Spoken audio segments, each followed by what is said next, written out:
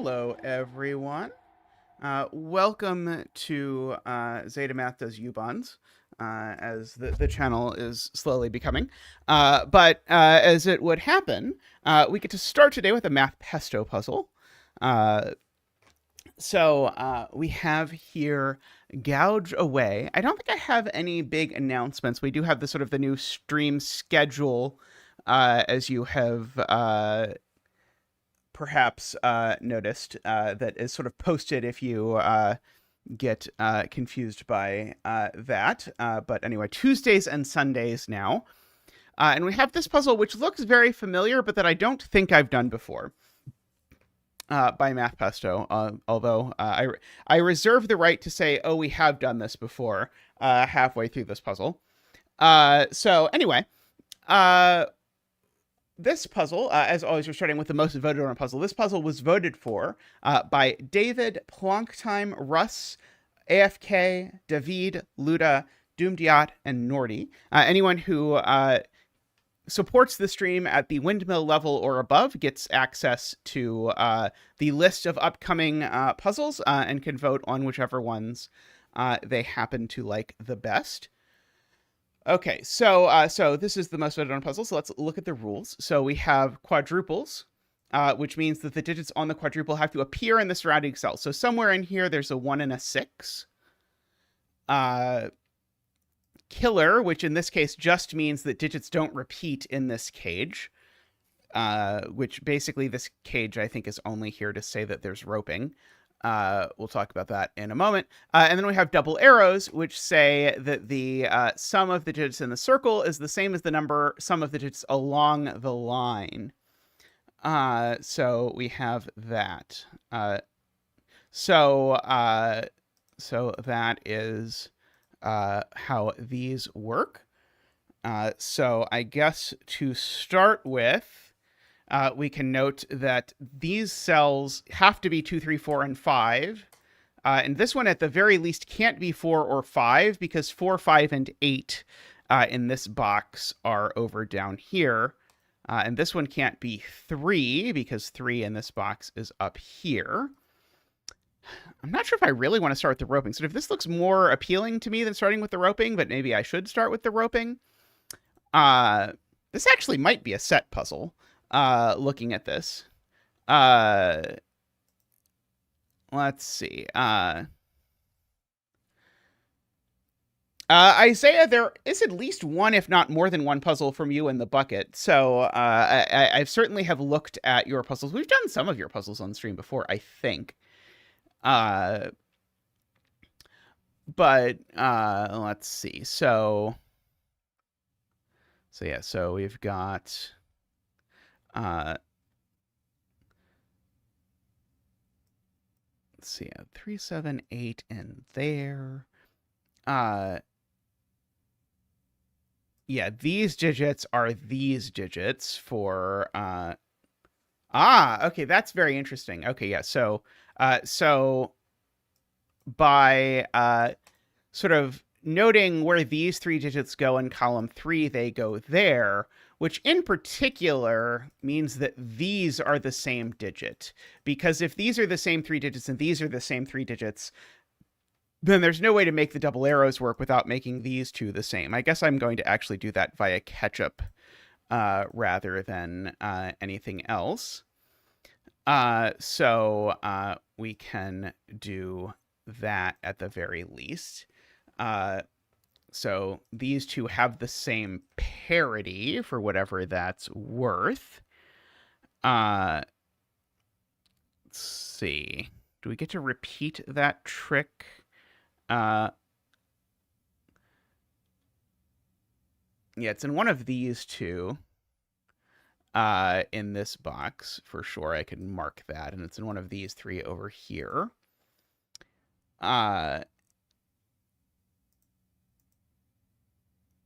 see, ketchup. I definitely did a Math Pesto puzzle that was very similar to this, but I think it was the same idea, not the same grid. Math Pesto really loves the roping puzzles.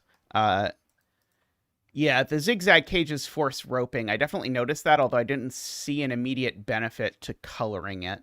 And this is certainly one of those things where you could like give every digit an address in here. Maybe that's actually worth doing. It's gonna be messy, but it's probably worth doing. So the point is, these 3 digits that I have now made yellow in box 2, they definitely go here because they can't repeat in the cage. And so we end up with these 3 yellow digits over here. But even the Renbons for roping one, I think, was like the 3rd roping puzzle that I had done by Math Pesto. Anyway, so we're going to give everything its own 2-color address because all of this happens here. And likewise, I can do the same thing in these columns. So with red, and we'll go ahead and make this one purple.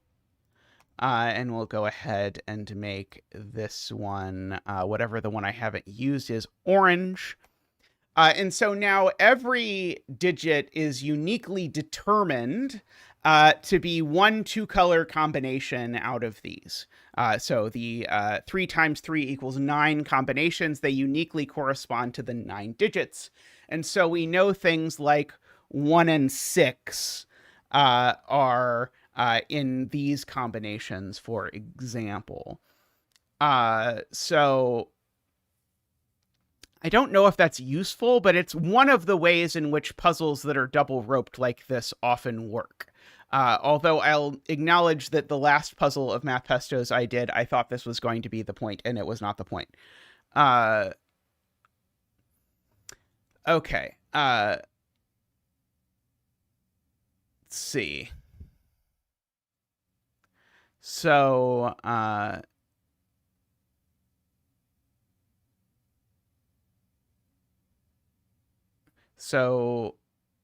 Tallcat is talking about ketchup and row 7, column 9. One of these two, if I look at where they go in box 6, Tallcat's point is neither of them can go in any of these cells because they both show up in the cage. And so I'm going to just make this ketchup X just for sincerity.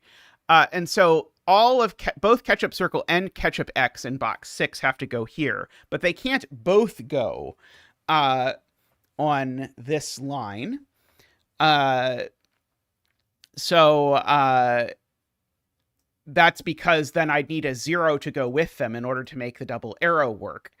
And so one of these 2 cells is a 2, 3, 4, 5. So in other words, this cell is red. I just don't know which red it is. I can just mark it like that. Just there we go. But I don't know what I'm going to do with it, but it is true. Now, that one, if I look at what actually happens, so let's just say this is circle, and this is circle, then that means X is actually in here, and we have 2 digits here that sum to circle. So basically, this is the sum of 2 digits that are in here. So in other words, this can't be a 2, is what chat is all saying.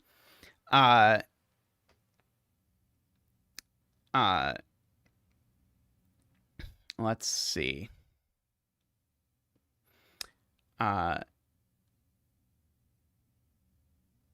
Yeah, and we can repeat this process verbatim down here with green circle and green X, and noting they can't both go here, so this digit is green.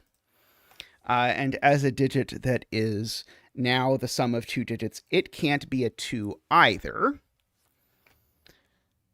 So one of those 2 is 2.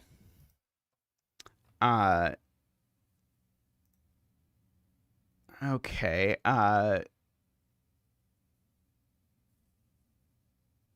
Yeah, I don't think I quite get that this has to be green circle, though, immediately in the way that I did previously. Let's see.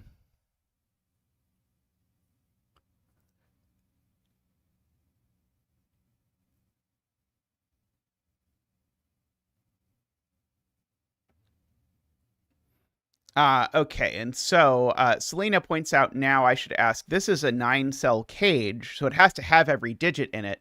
And so the 2 digits that sum to red are here. And so that's huge because you see that these digits therefore can be at most 4, which has the big benefit of meaning that these 2 cells are a 5-8 pair, but that means one of these digits is 4, which means that they are 1 in 4, which means that this digit is a 5. And we get to do our 5 dance from Zach. Thank you, Zach. Boop boop ba-doop. Whoa. Ba-doop ba-doop. Whoa. Ba-doop ba-doop. Wee. Ba-doop ba-doop ba-doop ba-doop ba-doop ba-doop. Thank you, Zach. Thank you. Hey, Shroomy. Sorry to hear you're not doing well. I hope life improves. Okay, so this can't be 5 either because of this 2, 3, 4 business. Now, this can't be a 5. It's being pointed out. Oh god, Garion found the set. I assumed this was that there was a decent chance this was going to be a set puzzle. These 2 cells can't add to 5 because they would have to be 1, 4 or 2, 3, and they can be neither. So this is an 8, and that is a 5. Okay, and this isn't 4, 4 or 1, 7 or 3, 5. So these are 2, 6 now. Because they have to add to 8, and that's the only way these 2 digits can add to 8. And so this digit is a 3, that's a 4, and that's a 2. Okay, remember this digit 4 went in one of these 2 cells. Well, it's not there, so it's there. And this 5 went in one of these 2 cells, so it's there. That 5 magically bounces up there by the power of red circle. And I think we no longer have to think about red like that anymore. Now, these digits include a 1 and a 3 because they include 2 digits that sum to 4. That one's not a 3. So we have that. And these are from 1, 3, 2, 6 because the other digit is that digit. For what it is worth. These 2 digits I can pencil mark. They are 7 and 9, which is not immediately super useful. These digits are 1, 4 and 2, 6. That one's never 2 or 4, so this is 1 or 6. Okay.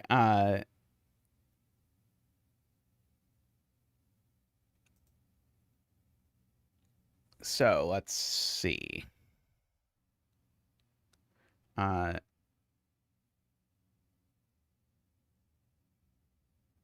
Yes, 7.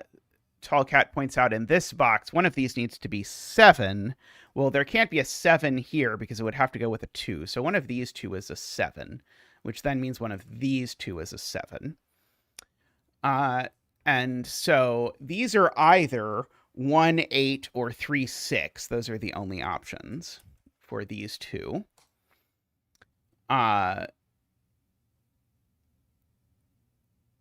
Let's see. Yeah, the 1 or 6, funnily enough, goes there.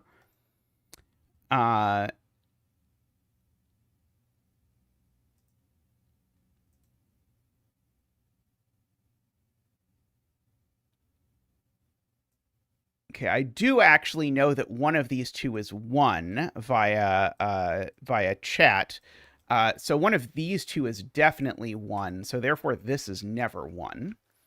And if that's never 1, that means that's never 8, actually.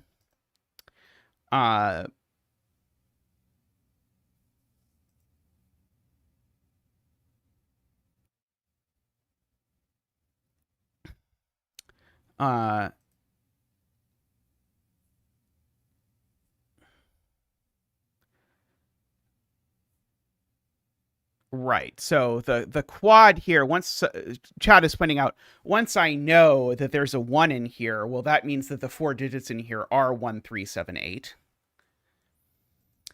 Which means I know that these are, as a pair, are 9 and something else. 1, 2, 3, 4, 5. Oh, not 6. Not 6 is the point. Okay, and so if there's not 6, then there's not 3 either. So these are 1 and 8. That is not a 1. So those are 3 and 7. And now these we do know to be, that's a 1, by the way, just by sudoku. These are 6 and 9 now. For what it is worth. Okay, so 3 and 7 look into this box, and so they get placed here. So these are a 3-7 pair. Now for what it is worth. Okay. This 3-7's over down there somewhere. Let's see.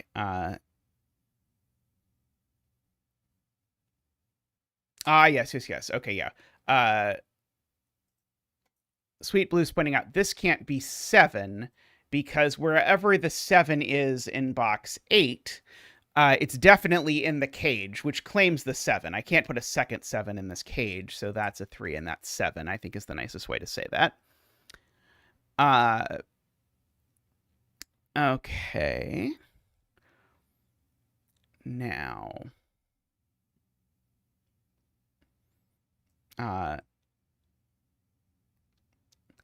these digits are, okay, this is a 4 and the 2 are 6. So this is a 2 or a 6 is one of the digits. And what are the other 2 digits that are here?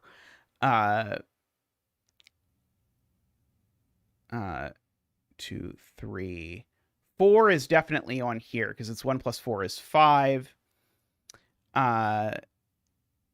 2 or 6, 7, 8, and 9. Okay. So there's an 8 and a 9 in this span. Okay, well, the 8, 9 spoiler are not here. Because if the 8, 9 were here, the sum would be 17, and this digit would be a 12. So that doesn't work. So this digit's definitely one of the 8 and the 9. And now that means that the minimum sum of these cells, well, 2's not going to work, right? If I put a 2 here, the minimum sum of these 2 cells is 13. So I can't have a 2 and a 2-cell sum to 13, which means that this digit is, in fact, a 6, which makes that a 2. So that makes that a 9 and an 8. Uh-oh. What did I do? Why did I screw this up? Oh, right. Sorry. The 6 is here. Right. Sorry. The 6 is, sorry, this is a 6. Right. There's a 6 up here is what I'm saying, which makes this a 2 because they share the cage. The digit goes on the arrow. Right. There we go. Okay. Life makes sense again. Thank you, Sven. Okay. So the total sum of these cells, if I add them up, is 6, 8, 9 is 23 plus 5 is 28. So the circles sum to half of 28, which means this is a 9. That's how I always do that math. I think no one else usually thinks about it that way and just like tries the options, but that's how I like to do my double arrow math. These digits over here, just for the record, are 1, 2, and 4. Okay, so that all worked out once we did it correctly. Okay, so now there's no 2 along here anymore. These are now 1, 3, 6. And so do I want to fill in these 5? Well, I know there's a 5 along here. How about that? That's true. Green isn't doing anything anymore. This is definitely a 5. So there's 2 consecutive digits along here because 4 and 5 are consecutive. The other 2 digits are consecutive in order to sort of make the math balance out. And so those consecutive digits definitely involve an 8, for example. And so the other digits here are, the other digit is 7, 8, 9, and this is with a 5, 7, 8, 9, just for the record. And there's definitely an 8. 8, 5, and 9 would work, or 8, 4, and 5, 7 would work. But there's never a 9 along here, because if there's a 9 along here, note that would make these sum to 14, and that would make that a 10. So that all works out. So that means these digits include a 2 for sure, which I guess I knew. If they include a 2 for sure, that 2 goes there just by Sudoku. And they include the other of 7 and 9. So this is a 7 or a 9.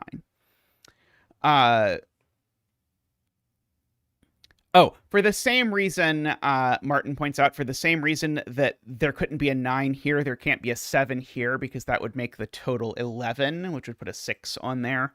So this is always an 8 or a 9. Okay. So got all of that bouncing around. There's a 2 over here. Oh, how about that? That's a good spot from Isabella. Maybe I should fill in this. It'll probably make my life easier. So these sum to 14, and they're not 5, 9. So the only other option is that they're 6, 8, which I guess I also could have done purely by Sudoku. But now these 2 digits need to add to 10, and they're both odd. And so they're either 1, 9 or 3, 7. That one's not 3, so that one's not 7. That one's not 1, so that one's not 9. So I have all of that razzmatazz going on. Now, 6 is not green, is a silly thing, but good thing we didn't erase the rainbow, as some members of chat may have preferred. Because green up here is not 6 by that, so that is an 8 and a 6, and green also doesn't have a 1 in it, so that's a 7 and a 3. So we get all of that. That makes that a 9 and a 7. Makes that not a 7. Over there. Okay, there is a 1 up in one of these 2 cells for what it is worth. Let's see.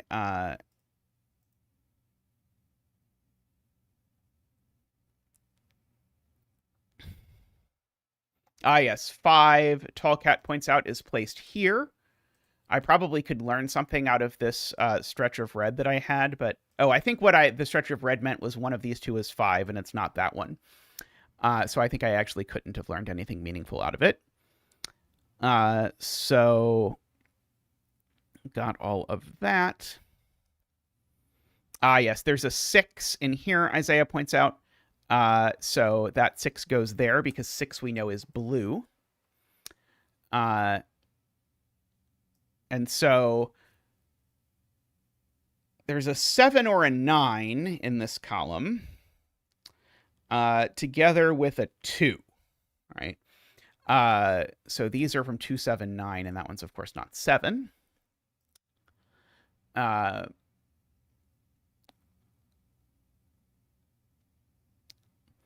hey, Jay, how are you doing?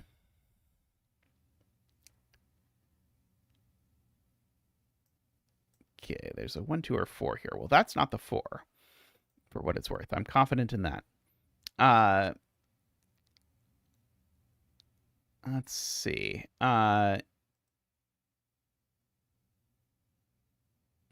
So yeah, where does the 8 go in green? Points out Nicholas. 8 in green is placed. It's there. Because I know 8 is in green because of over here, but I know there's definitely an 8 in these cells by the like virtual Kropke dot from the 4, 5. And I know 7 is in green and it's not there now, so that is 7, which now means the 2 in this column is here. And now I can fill this out. That's 5 and 8, which makes that a 9, makes that a 7. That was very potent Sudoku there from Nicholas. Let's see. I know these have an even sum. That's still even. That's still even. So that means this digit needs to be odd because the sum of the whole row is odd. And I know the sum of a double arrow, like a regular arrow, is always even. And then I can just figure out the sum of the rest of this is even. So this is the 1 and that's the 4. And so now I know what this triple is. It's 3, 4, and 8. Those sum to 15 plus 9 is 24.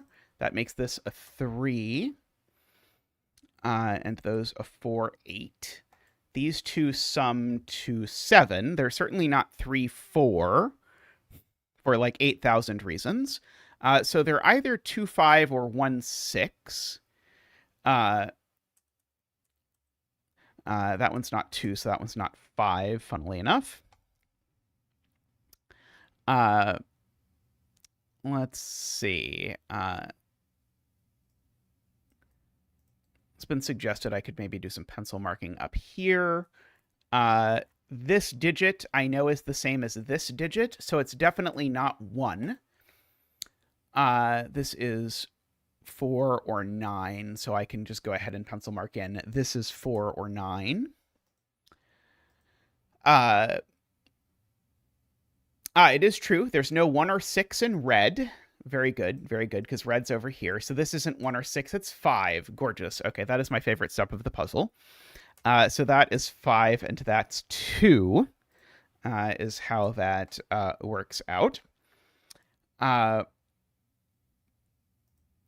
If this is a 1, that's a 1. Sure. 2 is now orange, so that's not 2. So therefore that is, 2 is orange, and it was up there, so that's 2. 2 is orange, and it's one of these two cells. 2 isn't green either. Okay, so 2 is placed by our crazy rainbow coloring in here, because 2 is not green, so it's not that cell, and 2 is not in this row by Sudoku. So in fact, that's the 2. 2 is yellow-orange. So we've got that 2 there. So yeah, so 2 is up here in one of these two. I don't know which one yet. Let's see. I do know one of these two is 3. Just for whatever that is worth. Yeah, so like 3 and 6 are down here, for example. Actually, yeah. Sorry, AFK has the exact point. We know 3's color coordinates. 3 is purple-blue, and so if 3 is purple-blue, it just goes there. So that is 1, 9. 5, we also know its address. 5 is yellow-red, so it goes there. Oops. Let me make it a big 5. So these are the 1, 6 on the quad. And that one's not the 6, so that's the 1 and that's the 6. So that's the 4 and the 1, the 8 and the 4. And so we've got all of that now done. We know one of these two is 5, and it's that one by the power of that. let's see. 1 is yellow, we now know, so that makes that a 1, which places 1 here as the other yellow digit. This is a 2 is also yellow, so 2 goes there, which is going to sort out all of that. That makes that a 9, a 3, and a 4, which makes that a 4. That's a 6 and a 9. That's a 6 and a 1 and a 3. Chad is going to have been yelling me about being able to fill in that digit for a while. Let's see. I see that's not a 4. Yeah, it's probably a good time to hit the send button. There we go. There is a 4 and a 7 and a 1 and a 3. 7 is the last red digit, so those are 7s. That's a 9 and a 6 and a 9. There's a 6 and an 8. There's a 9. There's a 3 and a 7. And there is an 8. Very nice. I enjoyed that. I don't think I've done it before. I am now that my favorite step definitely was the 1-6 quad telling me that this arrow is 2-5. That was definitely that was top class. Alrighty, I'm gonna take a quick break and stretch, and I'll be back in just a moment. So see you all shortly.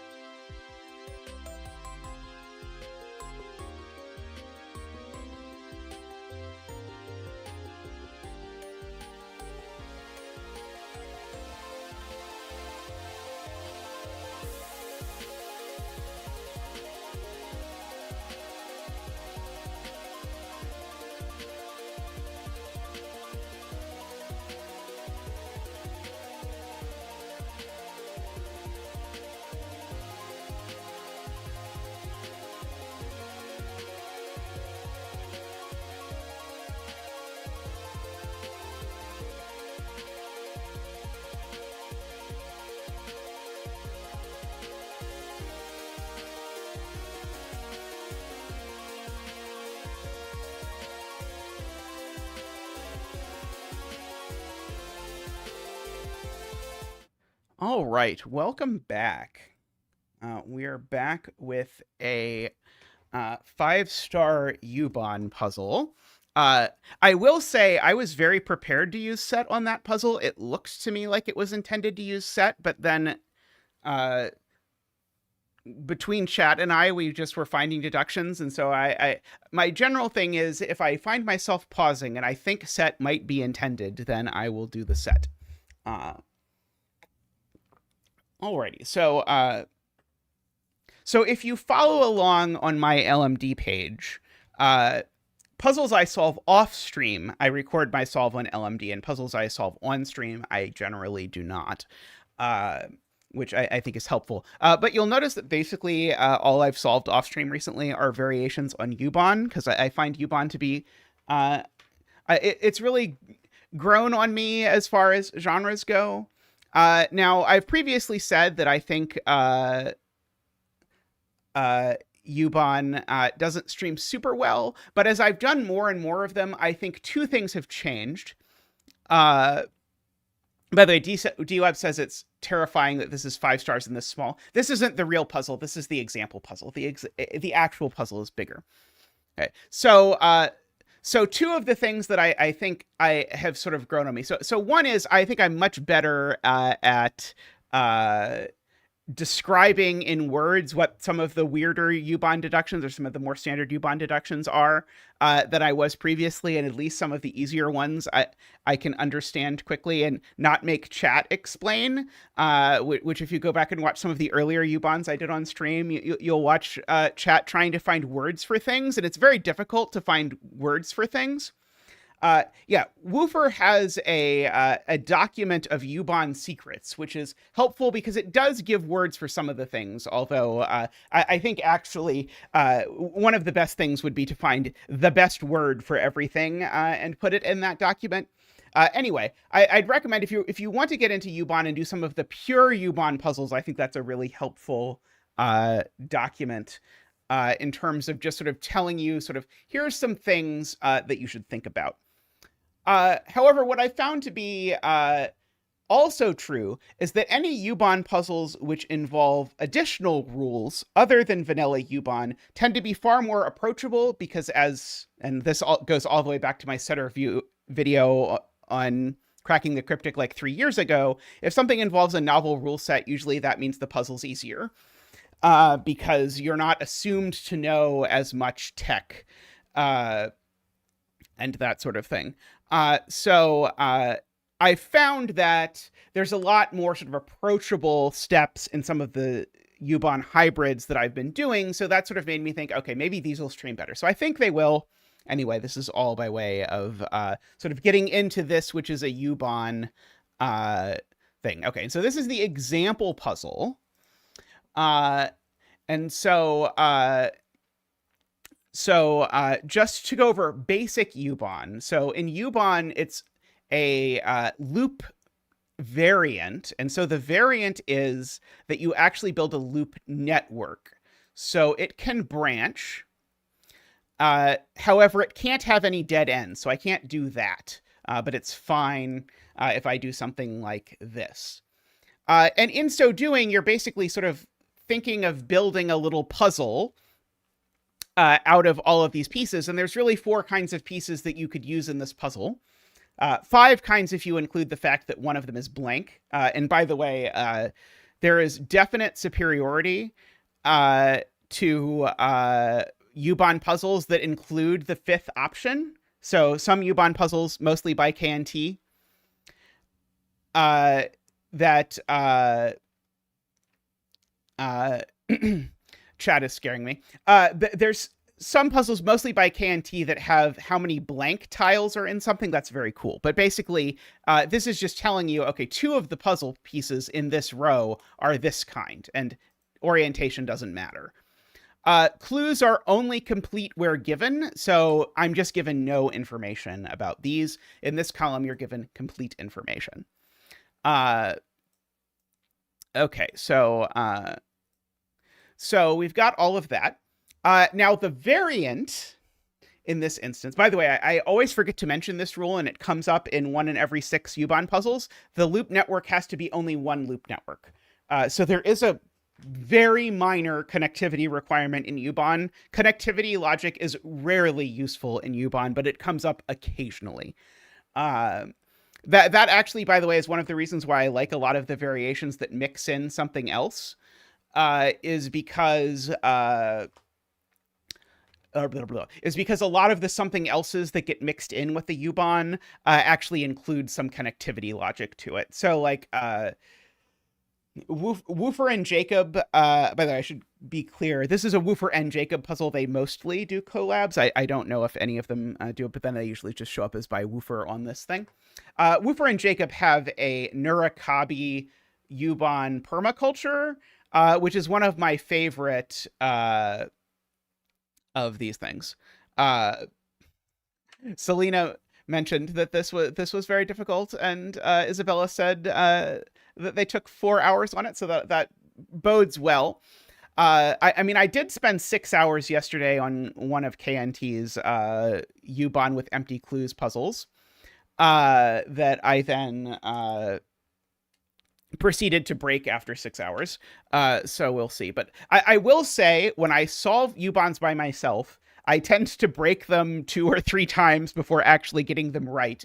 So I've been trying to get a little bit more consistent. Okay, anyway, here's our bonus rule. We also have stations. And so it has to be possible for the passenger on the loop network to go from station 1 to station 2 to station 3 to station 4. And so we have to draw a path, and it's a non-intersecting path through everything. I will say, Naverio, okay, so yesterday I was doing KNT's U-bond with empty clues 4, which is a cryptographic U-bond puzzle with empty clues. And in the comments, Naverio wrote a comment that was something to the effect of, "Why would anyone make this puzzle? Did you want to kill your solvers?"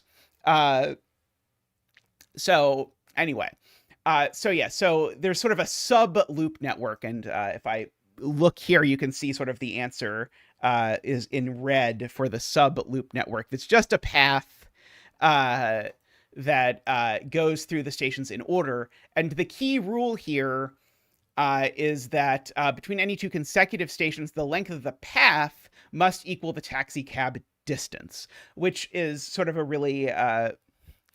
really fancy way to say that it's efficient, is the word we usually use when we're talking about this. So if I can get from 1 to 2 in 3 total cells, I have to get from 1 to 2 in 3 total cells. In other words, my path cannot look like that. That is not an acceptable path that goes through these cells because it is not efficient in any of the various pieces. Okay, so notation-wise, when I'm doing U-bond puzzles, I tend to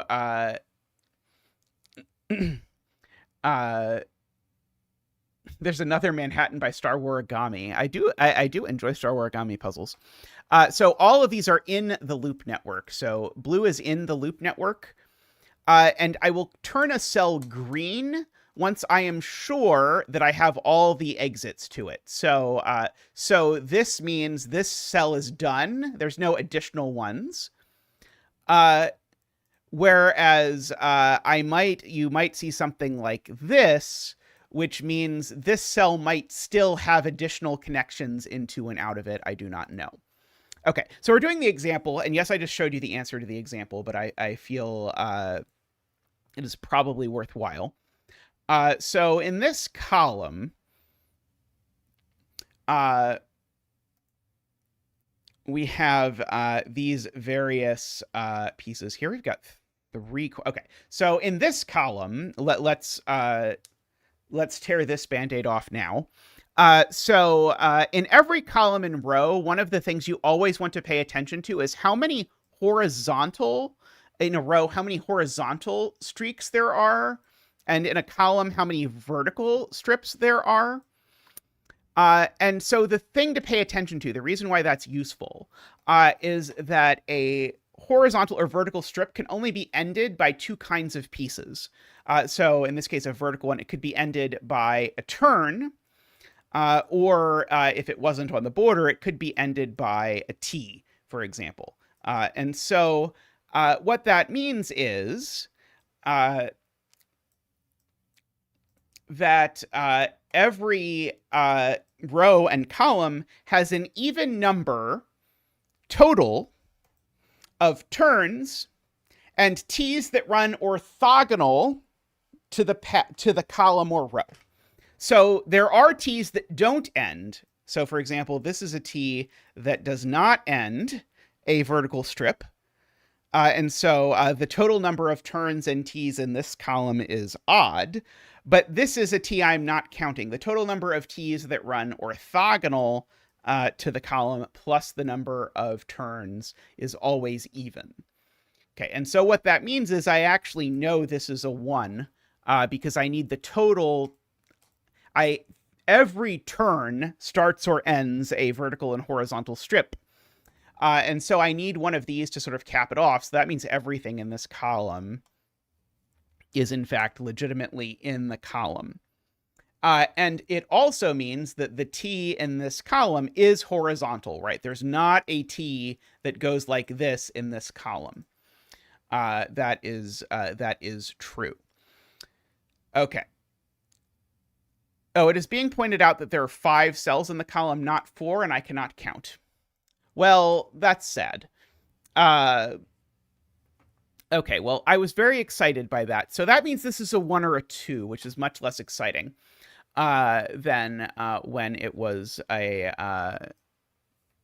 it was 4 by 4 in my heart. Okay. What chat was interested in before I went on this explanation, which is still going to be very relevant, I can all but promise, because it's very relevant in almost all of these things, is that I need to get from station 1 to station 2, which is going to use one of these 2 cells to do so efficiently. And I need to get from station 2 to station 3, which is going to use one of these 2 cells to get there efficiently. So both of these 2 cells are always in the network. And in fact, when I actually go to do my my path through it, again, one of these is going this way, one of them is going that way. By the way, I mark with orange things where I know I have all of that. Okay. So we've got that.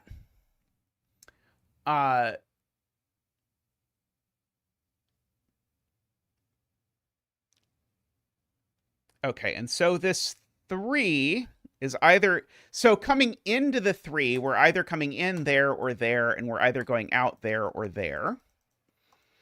Okay, that's a good spot. So Selena points out that I'm going to need to connect 3 to 4. That's going to go through here. And there's only 3 cells in this column, so therefore that's not in the network, for which I use gray. And now this can't be in the network, because if it was, it would be a dead end. Okay. So we've got that.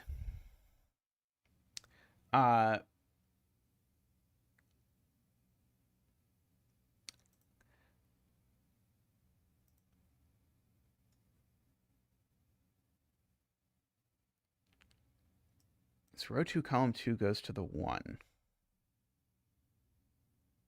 Right. Okay, yes. So yeah, so the problem is if this goes to 1, then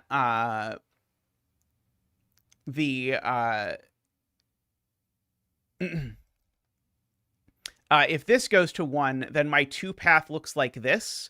And the problem is that means now this is a dead end this is out because of the column. And so now it's impossible to get from the 3 to the 4. So that's why people are saying I cannot make this connection.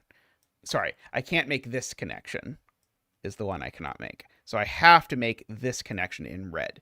Now, I have to make a choice about notation in this cell, because this cell is a corner. And so I think what I'm going to do... Okay, so I'm going to use gray and green. The question is green track that I know is not red, and gray is track that I don't know if it's green or red, or is it the other way around? And I honestly don't know which is more intuitive to me. I think green for unknown and gray for known to not be red, possibly. But I welcome I welcome suggestions in the comments. Okay.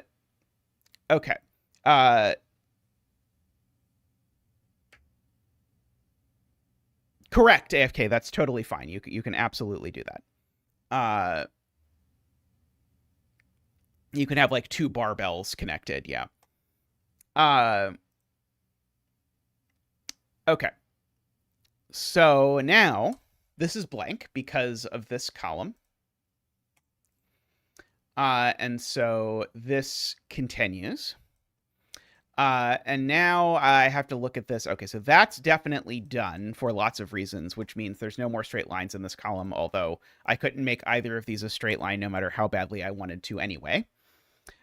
This is definitely a straight line going up, and so these two are done. There's nowhere else they could go. This is definitely in the loop network at the very least.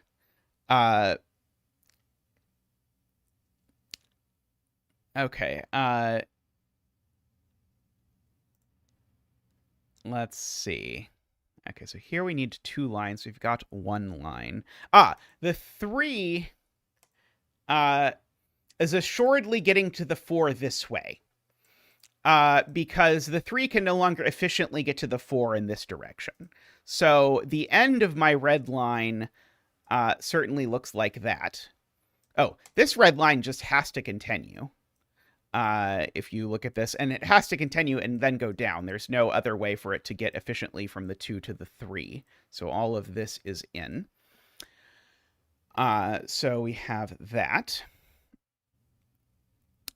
Okay. I could have 2 straight lines there. Yeah, I think. Okay. I think this is going to have to be a straight line, although I'm struggling to articulate perfectly how it's proven.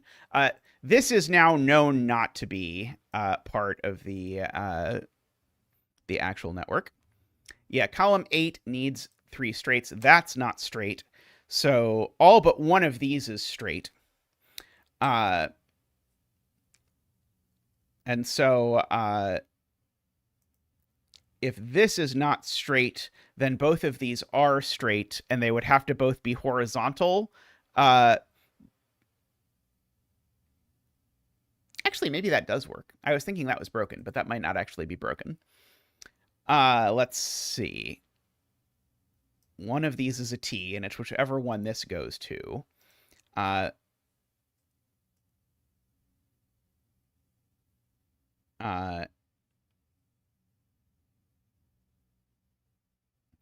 Right. So yeah, if this is not straight, then we definitely know we can't just go down off the end of the world. Very good. So that is definitely straight for sure.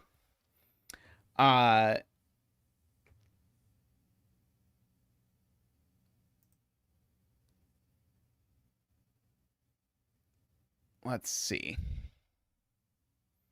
That would be perfectly fine for taxi, right, Martin? That's not a violation of taxi code rules. I can do a like N.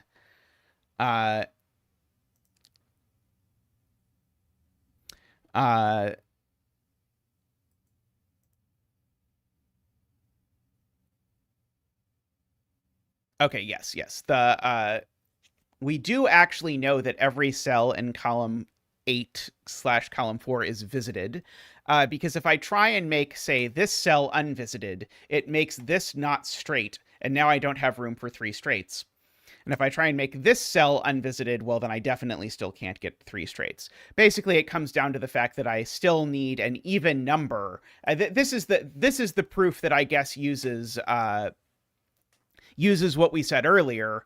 I need an even number of this plus this, of the orthogonal t's plus the corners, and the only even number that is available, given that this is one of those, is 2, and 2 plus 3 is 5, so all of these are there. So that would have been a good place for me to use that argument earlier from those. So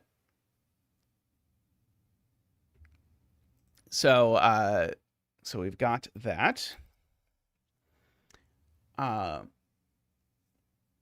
Yeah, the 3 corners means that we also have an orthogonal t.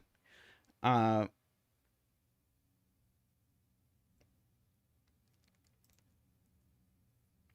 see.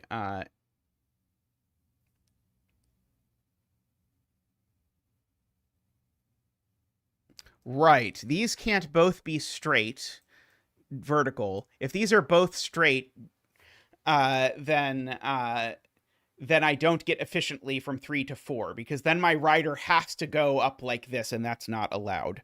So one of these two is not straight, And therefore this one is straight, and it is straight horizontal, which gives me some corners, so that is appreciated. And I actually know that that's done because we said that's actually horizontal. And I know that for what it's worth, none of this is part of the path that we are using. Okay, so one straight, two straights. Okay, so now if this is straight, it's vertical. If this is straight, it's horizontal. This is definitely in for what it's worth. Let's see.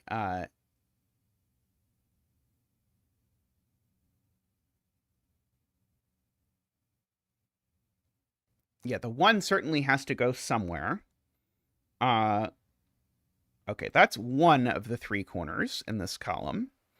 That's definitely not a corner. So two of these three have to be corners.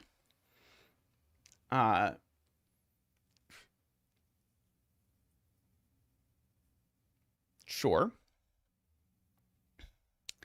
Oh, right. This can't be a corner, right? Because this is a red meeting gray, I know this is never a corner.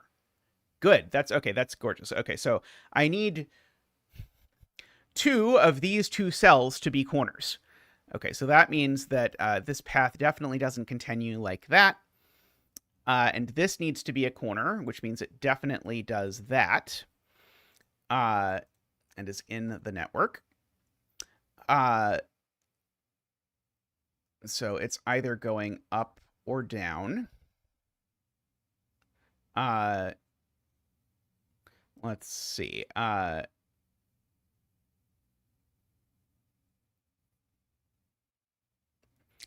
row 7's clue is very relevant, Vish points out.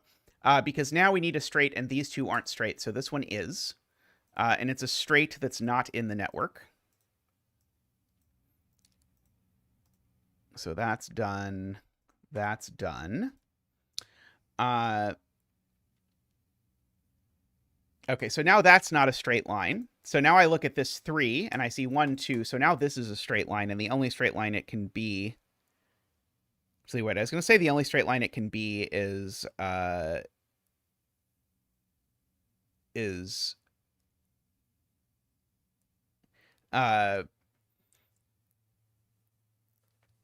Well, the only straight line... I'm going to write 2 for straight line, by the way. Just 1, 2, 3, 4. Oh, right. Sorry. This is green. Sorry, it can't enter this because it's green. So yeah, so it is horizontal. And I at least know this isn't going to be part of the path that I'm looking out. So this is green. That is blue. That's green. So this is going to continue up and around like that. This is done because there's nowhere else it can go. This is done because it's a corner. This is done because it's got the most edges it can possibly have.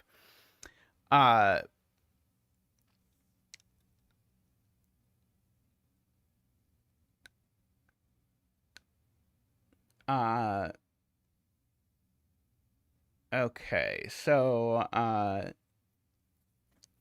we've got that. So this still needs 2 straight lines, and it has them. So the straight lines are done. So this can't go only up. This always turns like that, which makes this the T, because it's now done. And so I can finish that, which makes this the corner.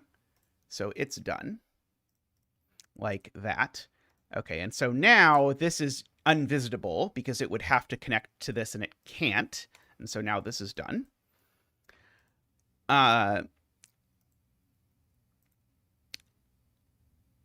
This is done because I marked it as a 2.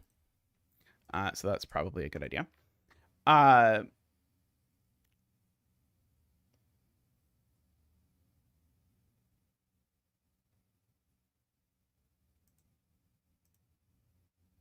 Okay.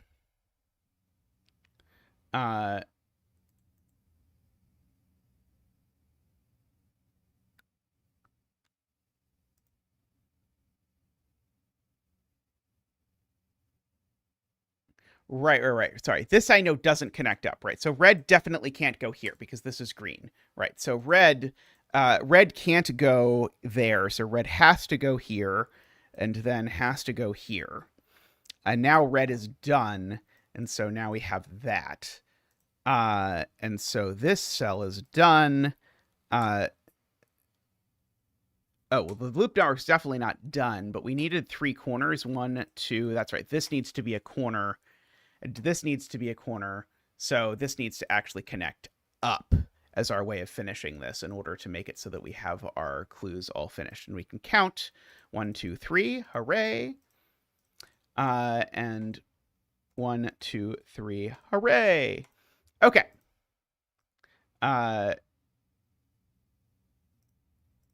So there we go. Okay, so that was the easy part.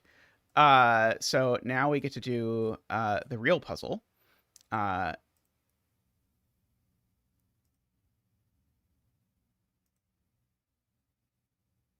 had a T in column 7. Crossroads don't end vertical strips. This is a T.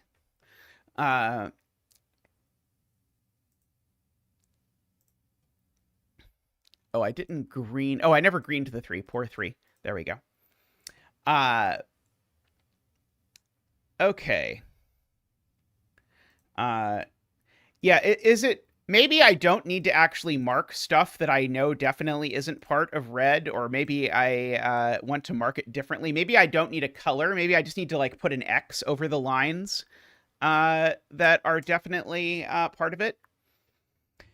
Okay, so we've got a bigger grid now, which will be exciting.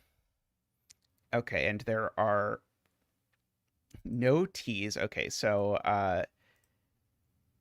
yeah, I think the 3 color system was probably overkill for what it's worth.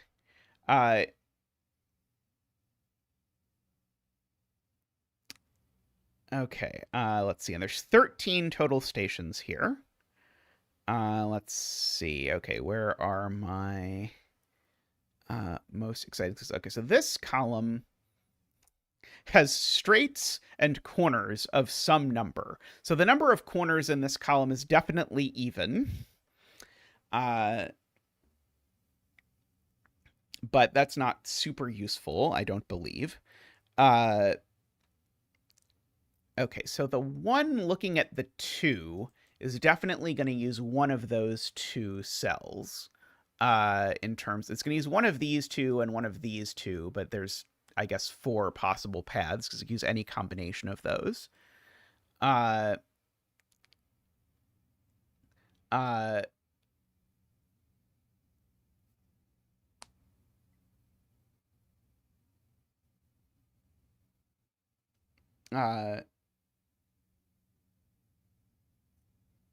I mean, Sudoku pad just won't count this as a solve. I don't even know how the solve counter isn't 0 in Sudoku pad. I'm not sure how to actually make that even happen. Is it not possible that it does that, Vish? It isn't possible that it... Oh, no, it is possible that it does that, because that would just be this. That wouldn't necessarily... Oh, no. Because of the only one. Right. Okay, yeah, so the only one. Yeah. Okay, so yeah, so that is true. So, so the point here is that I need to somehow pass through...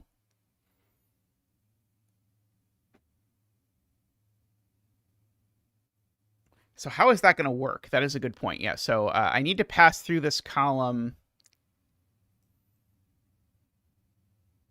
Yeah, so it could go corner. Yeah,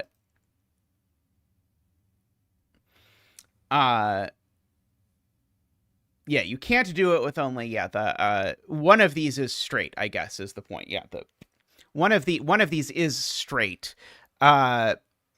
Because I need to enter the 6 between the 6, the 7, and the 8. I need to enter the 6 and the 8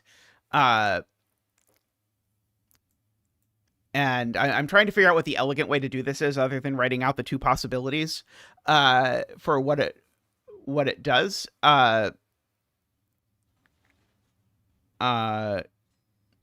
I can't quite figure out how to do it. But okay, here's an easy one. This is definitely in. Let's try. I'm trying to make this. I'm trying to make this doable, because if this was out, then the rail efficiency thing would force these to both be in, but they'd both be straights or worse. Okay. Now, if so the 6 connects there or there, and the 8 connects there or there.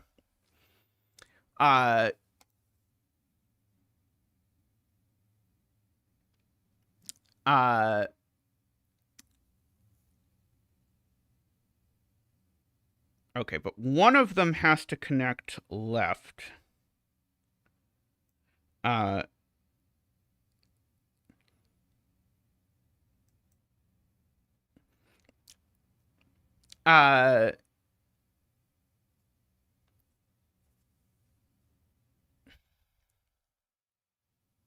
Must both go left. Okay, so yes. Okay, so if this was out, that doesn't work either, because now my 6 has to go like this, and now my 8 is a second straight. So this is also in, and this is also in. But in the hypothetical world, by the way, orange is always bifurcation palette. In the hypothetical world where my road to the 7 looks like this, that makes it impossible to connect to the 7. So actually, what is being claimed is we know for sure that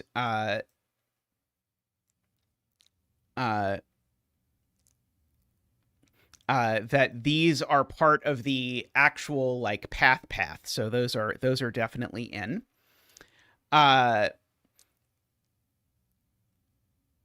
And now if these are both corners, that doesn't work. Because if these are both corners, then they both turn here and make this a T, but there aren't any T's in this column, so that doesn't work. So one of these is a line. I'm going to mark a 2. 2 is the second one, so that's 1, 2, 3, 4. And if one of those is a 2, that means everything else in the column is definitely a 1. Funnily enough, the 1 is a 1. That is to say, it's a corner. And now the 1, assuredly, whichever of these is a 1, the 1 now has to connect straight over here like that. Because it actually, one of these now is a corner. I guess I know that these are a 1-2 pair, if you want to think about it that way. I don't know which one does it, but I do know that that happens. Okay. So we've got that.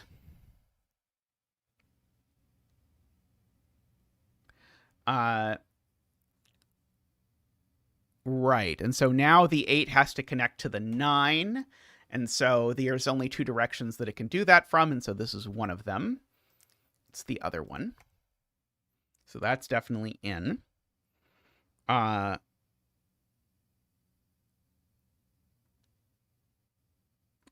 5 to the 6. Hey, it's going well, ELSF. How are you doing? Right. The 5 has to connect into the 6, and it's got 2 directions it can do that. Can't use that one, so it's got to use this one. Agree. Okay.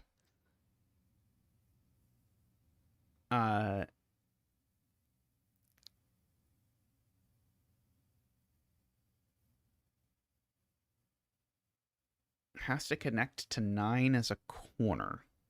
Right. Okay, so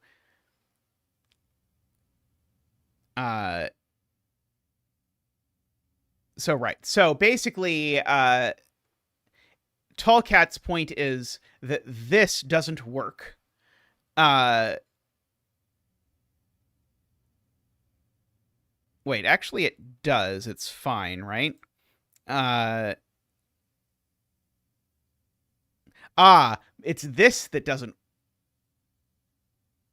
It's this that doesn't work, right? Yeah, it's that doesn't work. If the red comes down here, now it's got to connect to the 9, and it does it with a line, but we've already used the line. Okay, so the red doesn't go that way. The red has to go this way. And now it can't go straight because again, there's nothing other than 2 exit things here. And so this now has to turn down, and now it has to go there. And we know that these are in fact done because, again, the only things in this column are corners and whatever.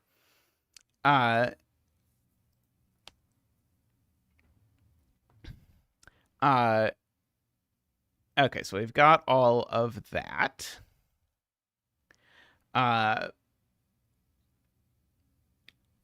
Okay, and 9 is headed to 10 in one of these 2 directions. I know I've got one of each T in this column to say words that will be useful in 3 hours. Let's see. There's only 2 corners and 1 straight in this column, so one of these things at least is a T. Could be more than one, but at least one of them is a T or a cross.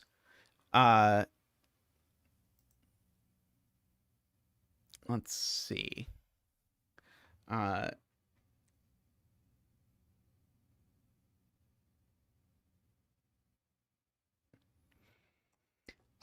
Okay. So, looking at the 4, Vish is pointing out the 3 and the 5 are both in the same direction, so they have to claim both of these in so doing. So we know we've got that.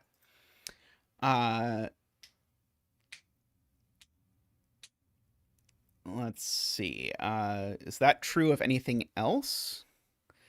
Like the 10... Oh, sorry. 10 doesn't connect to 11 and 12.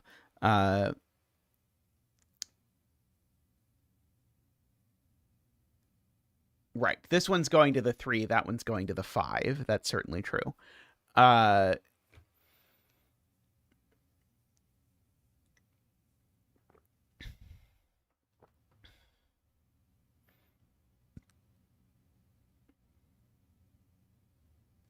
think 11 can take any of those 3 cells, right? So I think I don't think the 10 and the wait, sorry. No, yeah, I think the 11 has doesn't have these 2 in the same direction. That one's northeast, this one's southeast. And then 13 is the last one.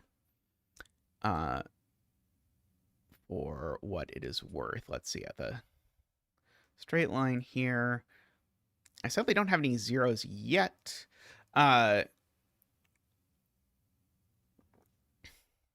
Yep, agree with Tallcat. There's some extra lines in this column because we can't have this many corners.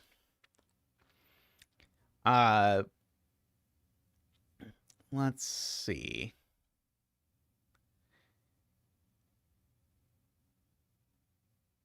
Okay, there's no T's in this column. So exactly 2 of these 3. Yeah, I said the same thing about the fact that we're going to need exactly one of these T's to be horizontal and one of them to be vertical. Yeah, this is definitely a corner, although sadly, this is one of the other features that I have for Sven. I would like to be able to write on top of givens anyway, because I would love to be able to write a 1 on top of this, but I cannot. I do, I suppose, at least know that the 1, given that it's a corner, doesn't... Oh, no, sorry, that's not true. The 1 does connect one of these 2 ways, but there's room for the sort of the not red to connect off the other direction. Yeah, Ah, this is the only corner in row 6. Right. Okay, yeah, so that's good to know. So this thing is the only corner. So let's see. That's important enough that I'm going to pull out something and write it. So this is a 1. Okay, that is a very tiny 1. That's probably a little too small. Oops, text. There we go. That's too big. Let's try and find something in between those two, preferably.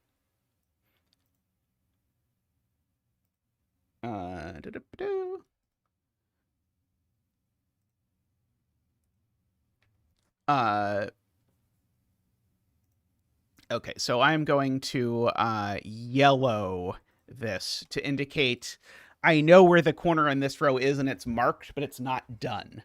This is some random web widget that Tristan downloaded. It's called Page Marker. It just lets me draw on top of things, and I have found it useful for when I want to like draw random other things. Yes, and I can also yellow the 1 in column 12 to say I more vaguely know where this 1 is, but I know where it is anyway, kind of. Okay. I have sometimes experimented with having colors for each piece type and marking it. I don't know how much I like that. It's still a work in progress. Okay, so this thing, yeah, this is a straight line or a T. It's not a 4-way, at least. Let's see, there are 2 4-ways in this row. Hey, Nebu, how are you doing? We are participating in actual insanity. How big is this grid, by the way? 1, 2, 3, 4, 5, 6, 7, 8, 9, 10. Okay, it's 10 by 10. Yeah, there are at least 2 segments in the bottom row because there's 4 corners. In fact, there's exactly 2 because there's 2 horizontal segments because there's 4 corners, and corners are the only ending thing in the bottom row. So there are exactly 4 segments. The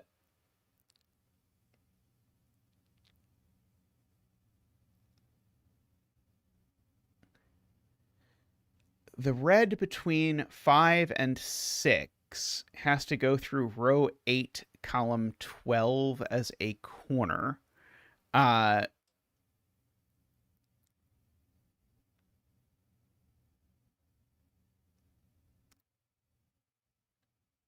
Yep, sure does. Actually, wait, could it go through this as a corner?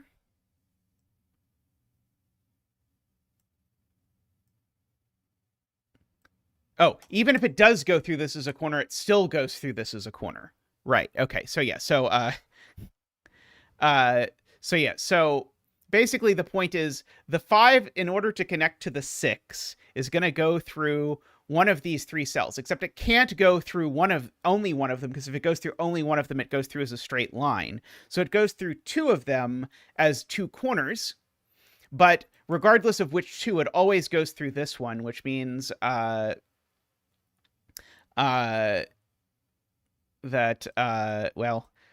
means that's a corner. Oops.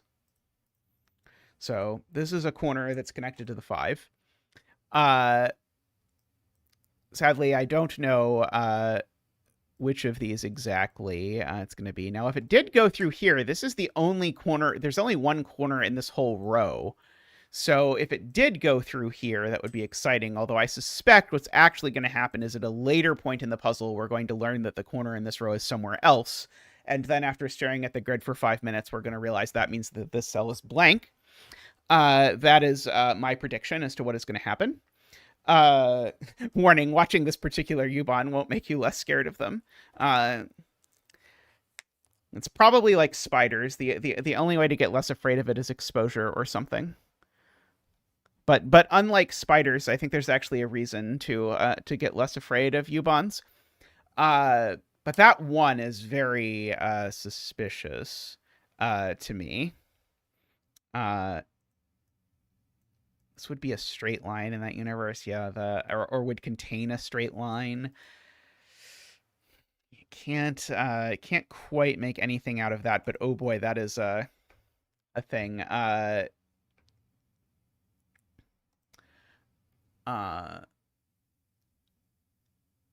Very interesting.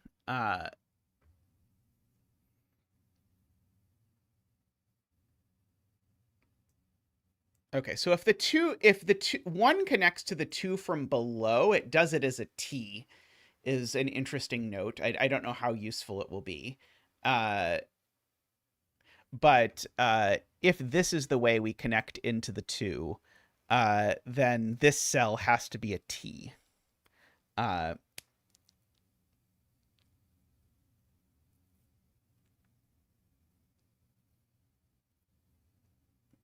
uh, Wait, which row only has one horizontal segment? Oh, I see. Yes.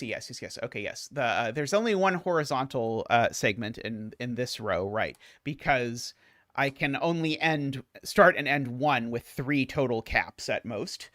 So yes, there's one total horizontal segment. I agree with that. Uh,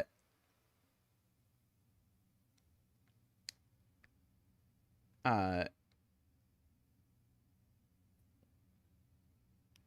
uh,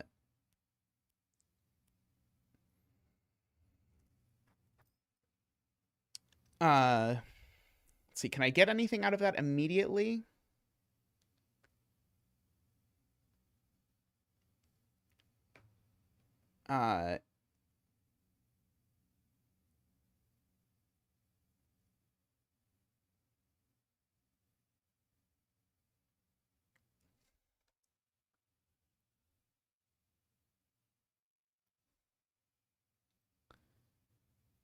Uh, it gives you a horizontal segment.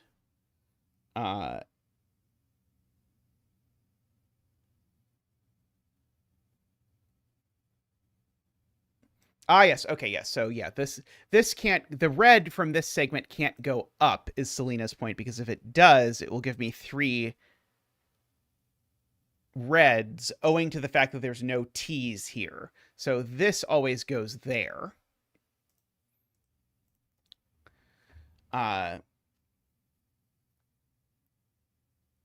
Okay, and so this is my one horizontal segment in this row.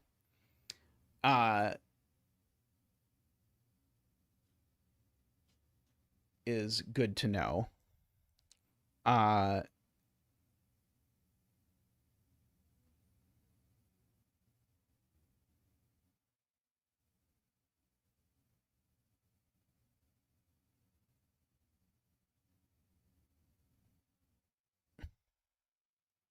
What's wrong with 2 straights? We're supposed to have 2 straights, right?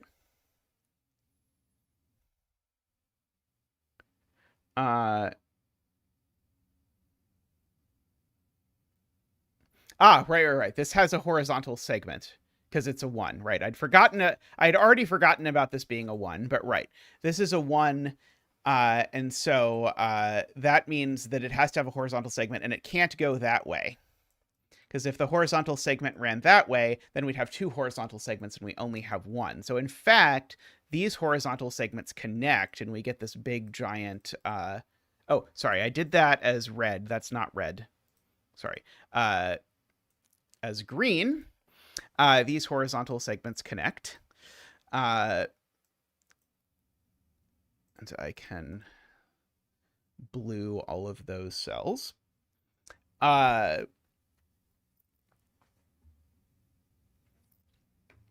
Okay. So we've got that set up. And now either this is a T or this is a T. I don't know which yet.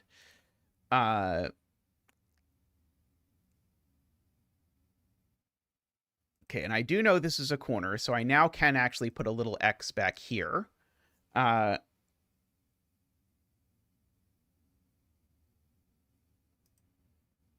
Selena reminding me to put a little X back here, but yes, I can put a little X back here now. And now I can put a little X back here, but yes, I can put a little X back here now. And now I can put a little X back here, but yes, I can put a little X back here now. And now I can put a little X back here, but yes, I can put a little X back here now. And now I can put a little X back here, but yes, I can put a little X back here now. Okay, so the only thing this cell can be... Oh, I guess this could be a T. No, it can't be a T. The only thing this cell can be, if it's anything, is a vertical line. Because if it's a T, it starts another horizontal segment, and there's only one horizontal segment. So this is either nothing or a vertical line, is what I am saying there.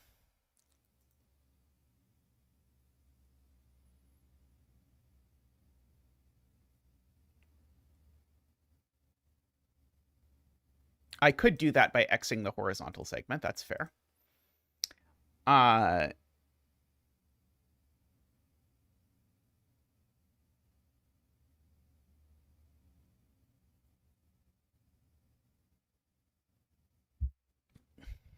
do have one horizontal T.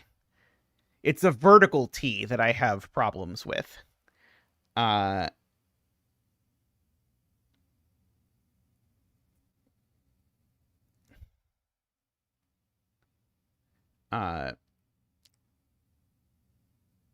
Right. The 3 has to go up somewhere.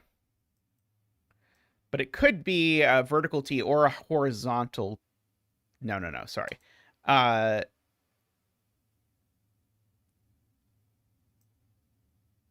Yeah, vertical or horizontal T will do it. For the 3, I think.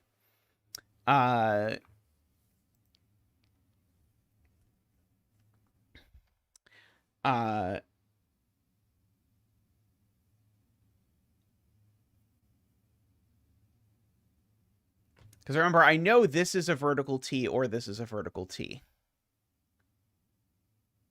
It would if this were a vertical T, right?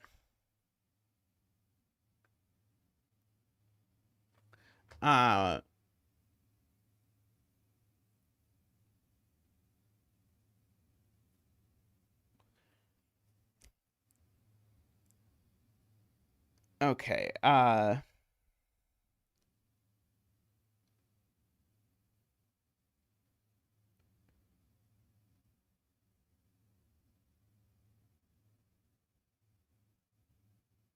Oh, right. Sorry. This path is... Yeah, this path I know is going to the 2. Right. Sorry. That's the point. This path is going to the 2. I'd forgotten that we knew this red path. Oh, I mean, I guess where else is it going to be going? It definitely wasn't going to the 4. This red path is going to the 2, so we do still need to go up, and the only way we're going to go up is with the T, one of the T's. So, so there needs to be a T up somewhere, and at latest here, which means this cell is not a T. This cell is actually done. It's a real horizontal line. Because of that. Keeping in mind there's no 4 ways anyway along this row. So we know, yeah, we've got our sort of T up somewhere. And we've got 2 total lines here. Right, and so yeah, so I can't go this way because that would be a second T. So the only way I can get to the 1 is to actually go up this way, is the point.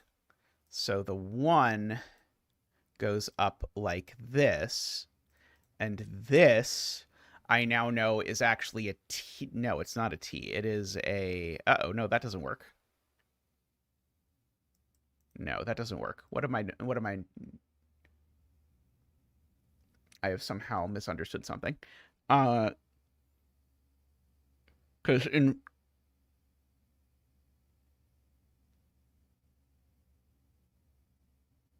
Oh, sorry.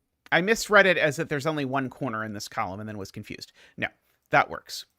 It just is a corner. And this is now forced to be a straight line because of the green. This, of course, is not done. Okay, yes, agree. Sorry, I misread that 1 as being about the number of corners and then was concerned. But yes, this is definitely a corner. And now remember, this is done because we'd marked that this is a corner. And that is all of our straight lines in column 11, right? Okay, so this is not a straight line. So this piece is specifically not done for what it's worth.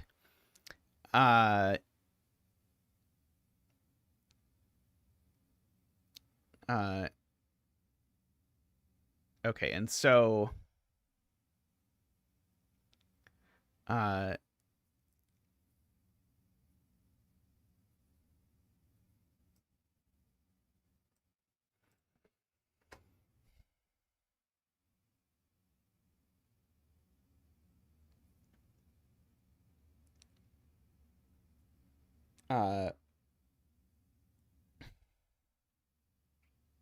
so this can't go only left, Josh points out. It always goes up because we're out of straights. That's a good point.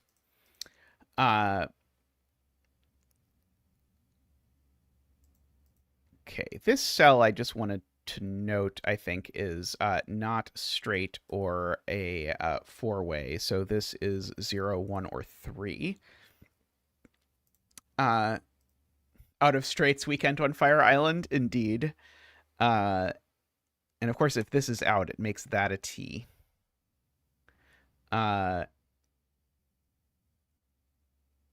Right, and this now can't go only up, and because of that green, that now has to go this way. Very good.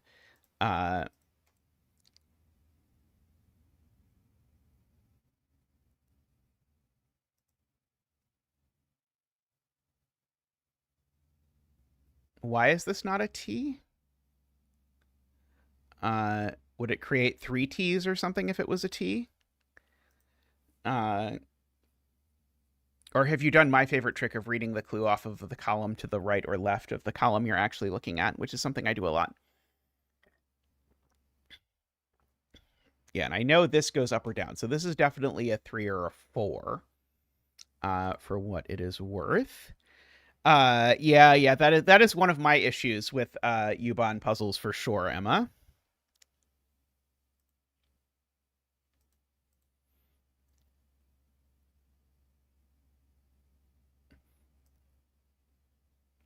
Ah, right. Okay, yes. There's currently, Ron's point is there's now a straight in row 1. So the 3 can't go up here anymore. So the 3 has to go one further.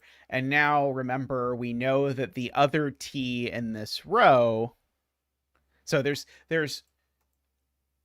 2 total T's in this row. One is the branch up, and one is the end of this horizontal segment. This can now be neither of those, so this is now a real straight.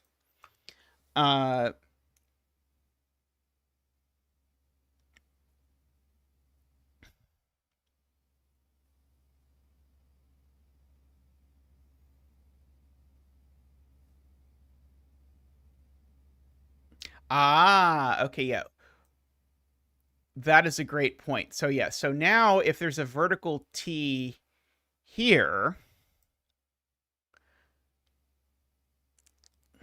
basically the point is this cell definitely, am I prepared to say that this cell definitely is out?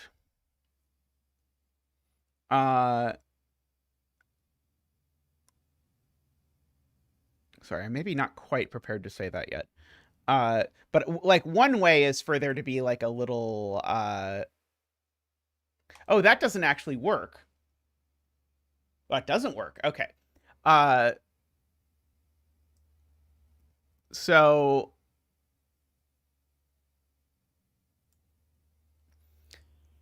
I think the point is if this isn't the vertical T, we have a problem.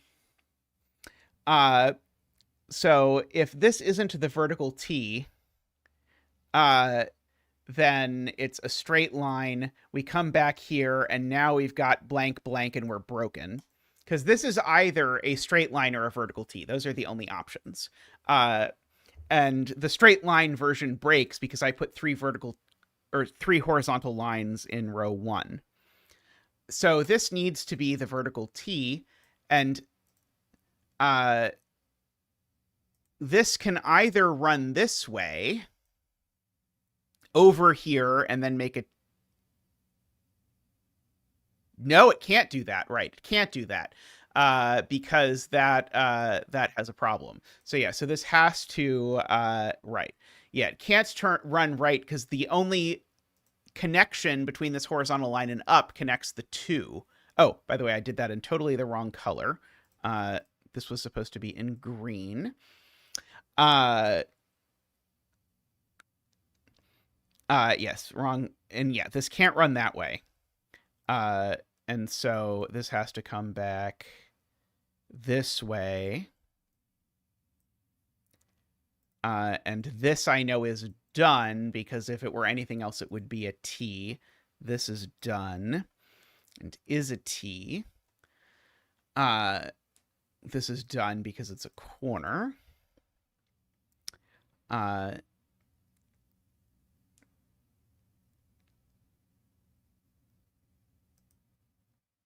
Okay, this is out.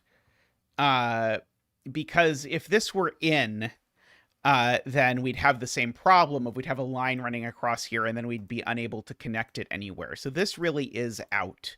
This is really done. I guess I did that in the reverse order that Martin did it, but we were doing the same logic, but I did that this cell was out first and Martin did that this cell was a corner first.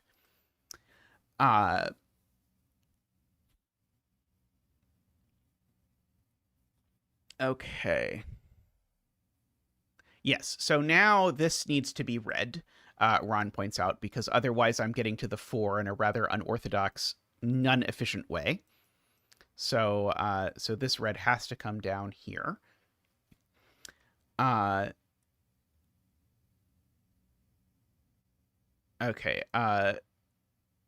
Garion says red can't go up from here. I'm trying to understand what the problem is with red going up from here. It looks to me like that would just make this clue clear perfectly. Too many... it makes the 2 a straight. I in my head just kept ignoring the 2. You're right. Yeah, so this is also out. For that, because the 2 is going to be a straight in that instance. So the red's going to come here. Okay. So in no instance are any other cells in this row straight. Because I can't make this a straight, for example. And I definitely can't make that a straight. So actually the 2 straights have to be these 2. And so I think it has to come up here and go across like that with these 2 now being done, right? We agree with that assessment. And provided that you agree, this is now done because there are no 4 ways. And those are my 2 T's in the row. So everything else in the row just is straight. Oh, this is actually done now. And these are just green. And if these are in, they are straight lines. Okay. And that's done. But not for so many things. Okay. Good.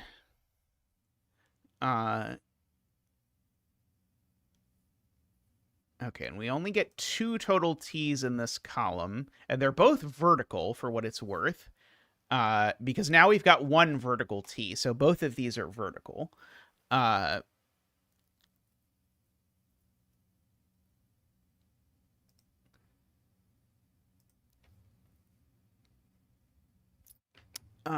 try and note that for the future for when I want it.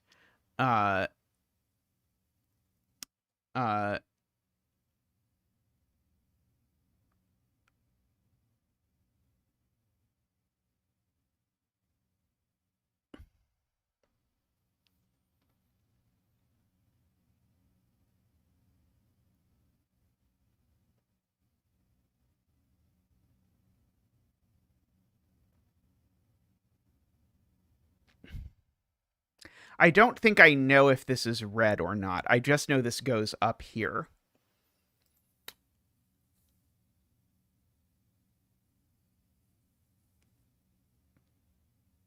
Why is there a... Oh, right. Yes, there's one horizontal segment total in row 7, owing to these. I think station 9 can be a T. And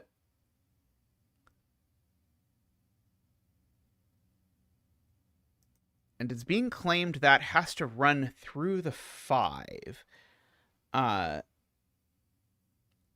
Right, okay. It at least touches the 5 because the 5 definitely connects 2 of these 3 directions, at least. So, yeah, so the horizontal segment definitely involves the 5, but the 5 could be a corner either way. I believe.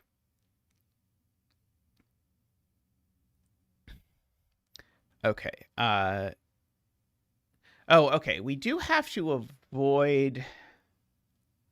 Oh, one of these could be a 4-way, couldn't it? I think that's allowed to be a 4-way. Uh,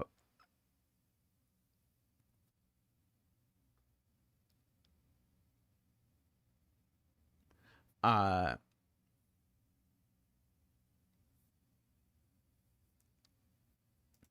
but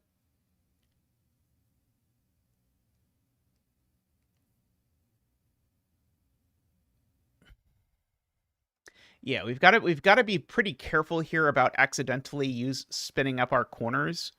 Because if this does go right, it forces this to be a 4-way. Sorry, I should say, if this is a corner, it forces this to be a 4-way, which I don't know if that's immediately a problem, but I think that's what happens. It forces it to be a 4-way, and then we run all the way along here in some capacity or another.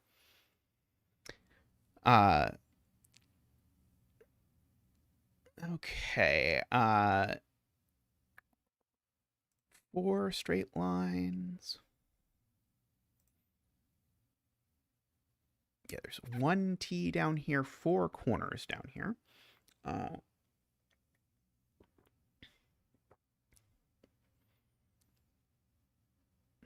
That's a corner. These are both out, is a dumb but true statement. Right,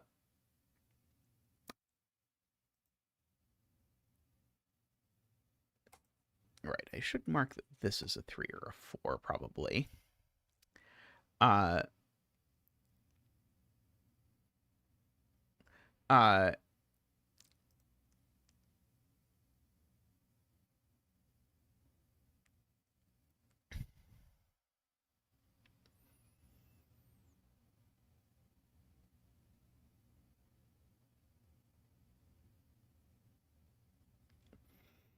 let's see. Row 7, column 6. Martin says connects down.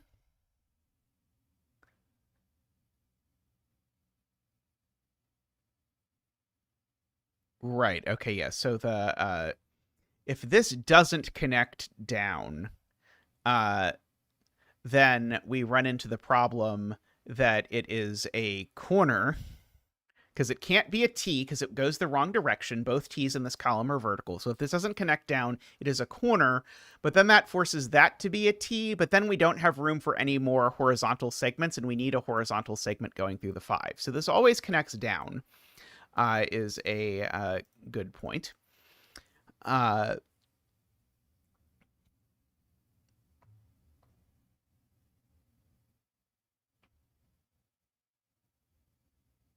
Let's see.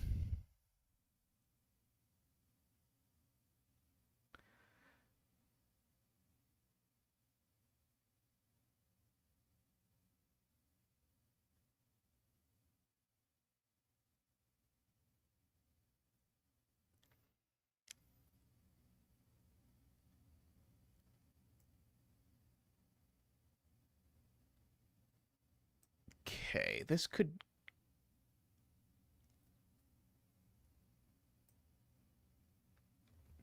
No, it can't. Oh, it could do that if this is a four-way. Let's see. Selena is pointing out that broadly we have to get down from the 5 to the 4 and down from the 5 to the 6 in row 7. Let's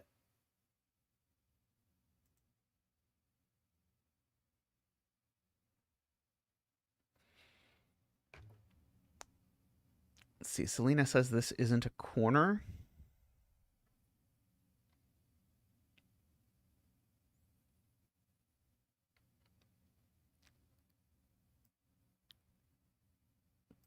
I don't think I see why.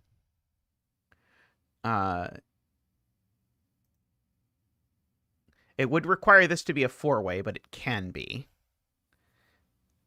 And it would require... it would require an eventual horizontal T and then vertical T.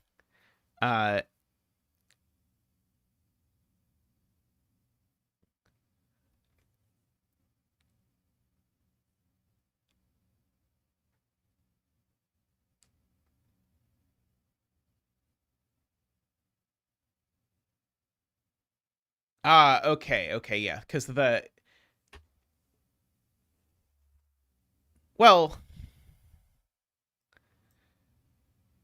if this is a corner, couldn't red just go down there? And then we've used a T here. We've only got to get down twice. We've got plenty of room then to get through other places, right? Yeah, this being a four-way is, I think, what you're missing.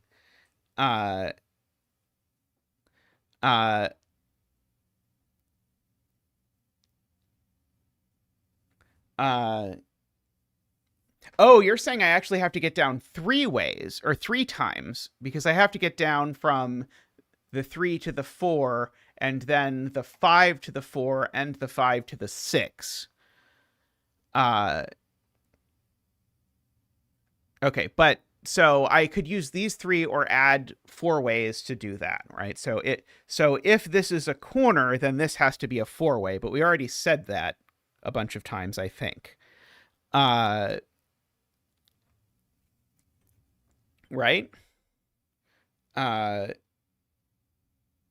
don't see how this being a four-way doesn't get us out of this problem that you're saying.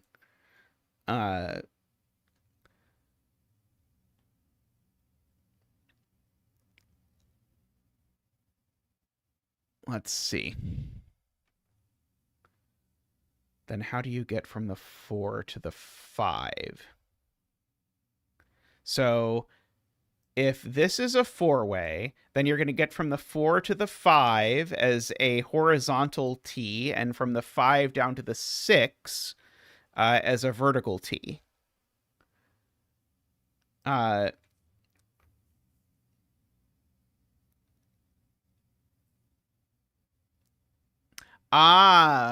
It's because of column 12. Okay, so the point is that we need to avoid going through here because of that. So my vertical T, actually, in this column has to be here or here. One of these two is the vertical T, right? No. Neither of these can be the vertical T. Right. One of these two can also be the vertical T. Yeah, these two can be the vertical T as well. Sorry. Yeah. But right. But my horizontal segment definitely involves the 5. And so I need to end. So the vertical T is actually in one of these two cells. So actually, yeah. So one of these two is a vertical T. And so if that's true, then this can't be a corner, because we noted that if this is a corner, that's a four-way, and then there's no vertical T. So this can't be a corner, I agree, because then I would have no spot for a vertical T. Uh, uh,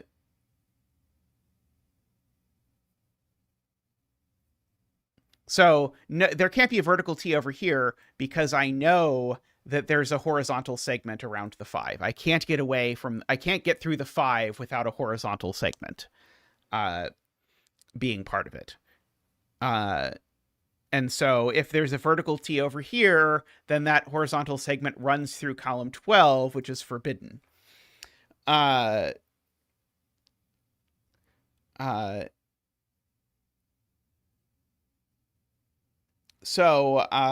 yeah, it doesn't have anything to do with the red path. It just has to do with column 12 having only that. Yeah, I think if it wasn't for the clues in column 12, I think the T's over here would be fine. But anyway, the point is that this this can't only go right, because then I would have no spot for the T, because as noted, this would have to go through there. So this definitely goes down at the very least,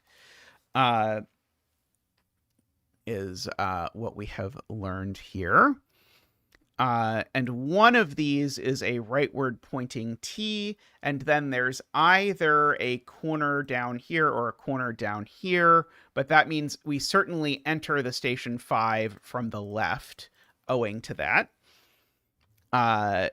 Because of the fact that we've again got this horizontal segment, and that horizontal segment can't be extending that way anymore because of the fact that the T's over here. Oh, and in fact, actually, we get the whole horizontal segment in here is forced. It's just a question of whether it extends to that cell or not. So we have to connect all of this to connect this one horizontal segment. Now, we don't know... We again don't know exactly where the red is. We just know we've got all of this stuff floating around in here. Okay, and these things can only... Oh, no, sorry. One of these...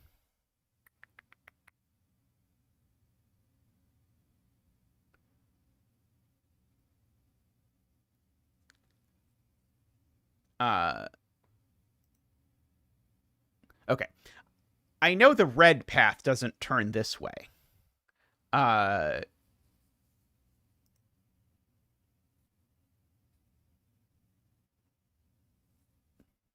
Yeah, so the 5 has to get to the 4.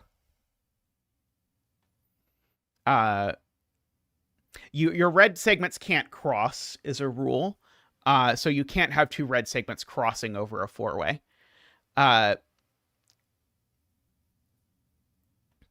So the red definitely doesn't get down there. This segment needs to get down before there, because again, the 5 and the 3 aren't connecting. The 5 and the 4 are connecting, and that's where my horizontal T is. My vertical T is over here. And then my turn is over here, either there, or maybe there even. But not any further than that. So if you look at what these 2 cells can actually be, they can be vertical, and that's it, actually. Vertical is the only thing they can be. So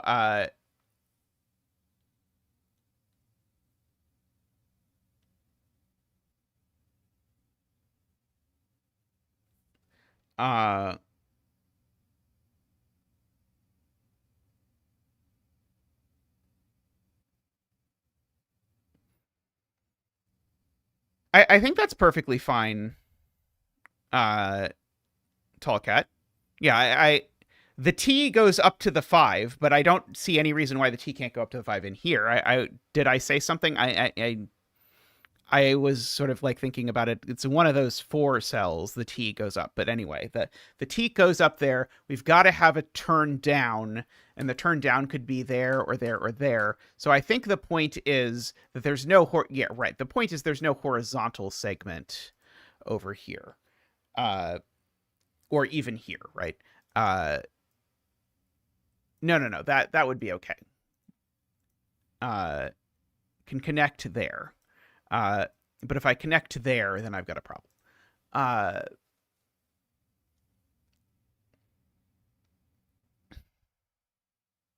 Okay.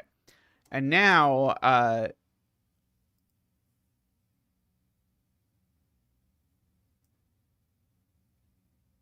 oh, this doesn't need to be read. Ah, right. Okay, yeah, you're right. This doesn't need to be read. Sorry, you're right. Yeah, in that version, uh, this 4 sort of comes up and connects into the 5 there and then goes out there.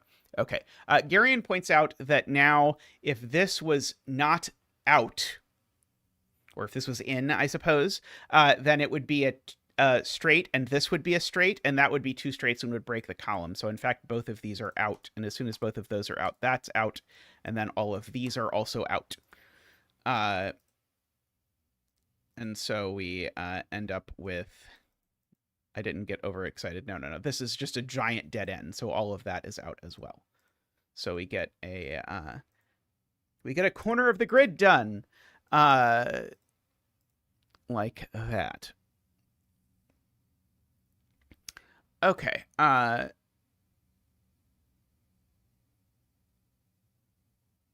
So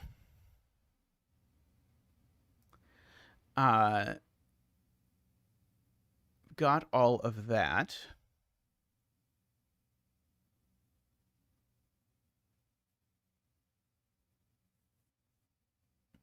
Oh, this can't be a straight line either. Okay, so if this is in,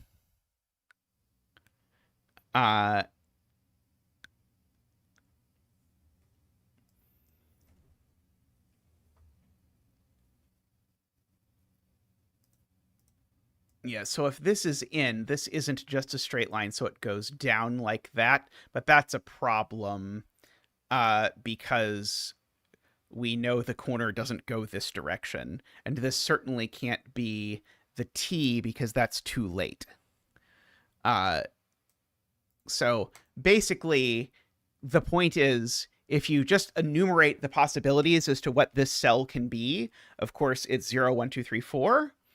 Well, it can't be 4 because it's up against a wall. It can't be T because it's too late for a T. And it can't be 2 because of that 2. And if I have it extend this way, I've now created 2 horizontal segments in a line that's known to only have 1 horizontal segment. So it never goes this way, which now means that this now is also out of the whole thingy-majig. And so this extends down because it's a corner, and we had it marked as being a corner. Oh, and actually, now when I look at how the 5 gets to the 6, now the 5 getting to the 6, oh, is it going to have to go there? Maybe not. Maybe it could go over there if this is a T. Oh, no, that can't be a T. Sorry, this is not a T. Sorry, if I remember that this is not a T, I know this doesn't extend down. That is a worthwhile thing to remember. Then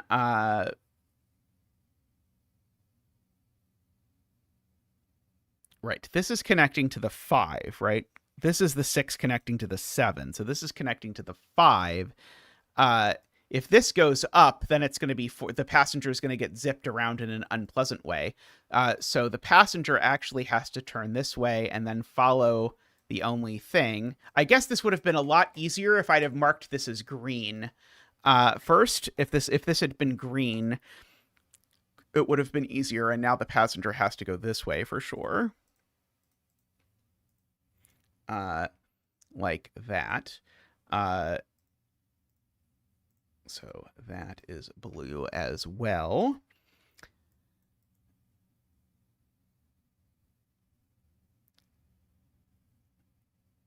Okay.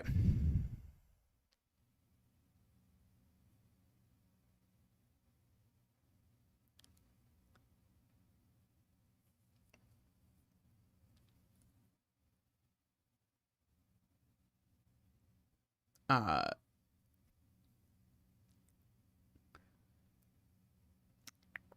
yeah, we knew it was green as soon as we did this. As soon as we did that, we knew this was green. And if I'd have marked that as green immediately, the rest of the deductions around the 5 and the 6 would have been a lot easier.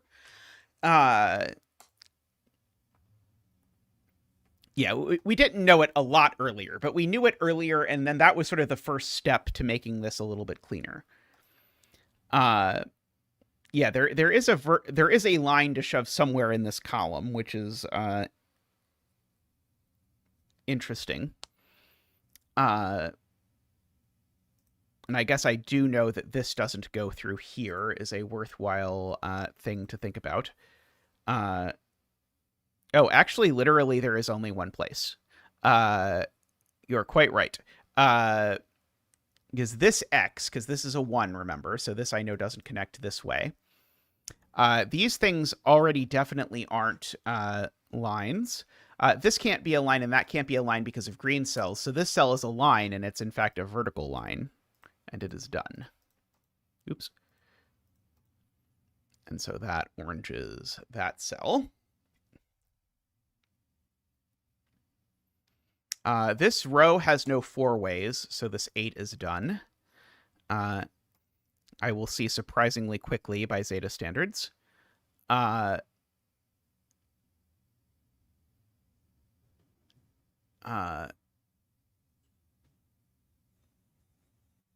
Right. This can't be a corner.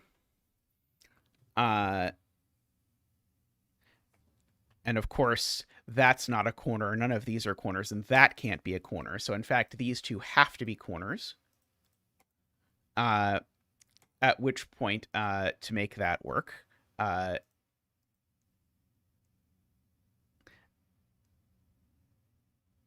oh, sorry, maybe those could be corners. Sorry, this could be a corner if it went that way. Never mind. Sorry, this could be a corner. Yeah, sorry, this could be a corner if it went that way.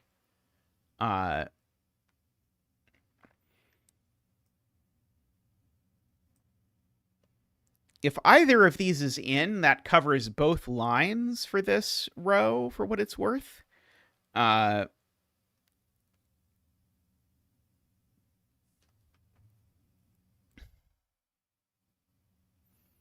uh,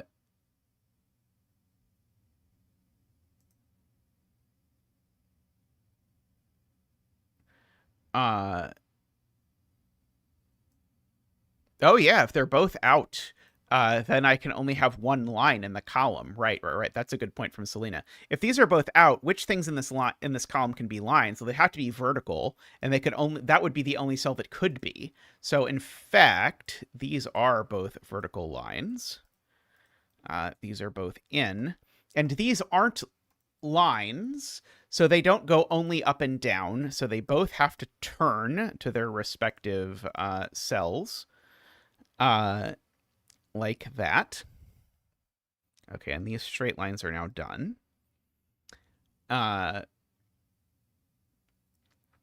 Okay.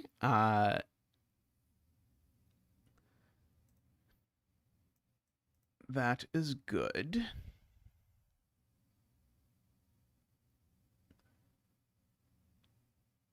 Eight to 9. Okay, yeah, the 8 to 9 path seems to be done. Oh, column 13 needs another corner. So this has to be a corner, right? These can't both be corners, because as soon as this one is a corner, this one isn't. That's never a corner, so this has to be a corner. And the corner looks like this. Which is then going to do both of those. And now that is my only T for this row, because I got a T right there. So now this cell's done because the T's are done for the row.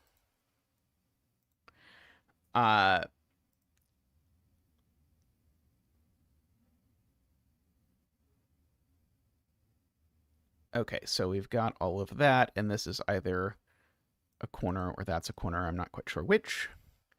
So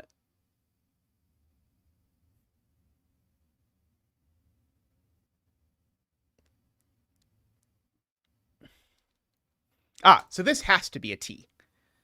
If this isn't a T, then yeah, it has to be, because if this isn't a T, then we have no place to put the T in the row. So indeed, this has to be a T.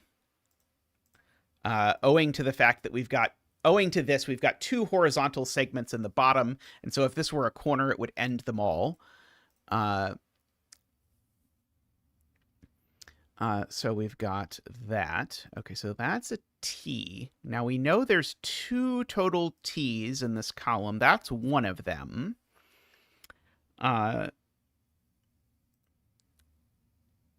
If this is a T, it makes that a 4-way.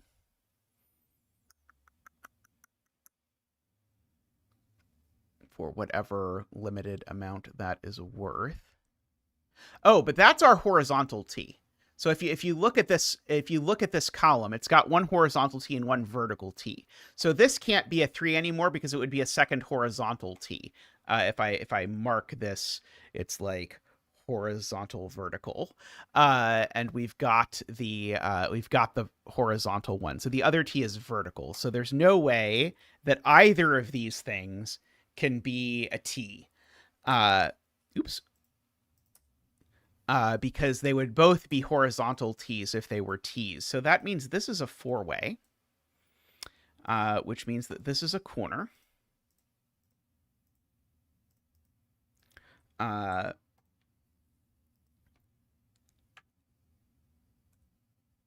mean, I guess I know it's a 1. I might as well mark that it's a 1.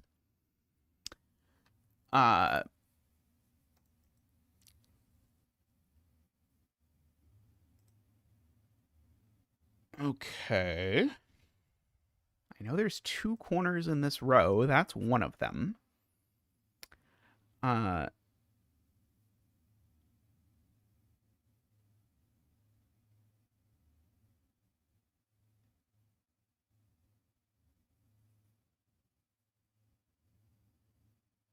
Which means it's not the number 7 to the number 8.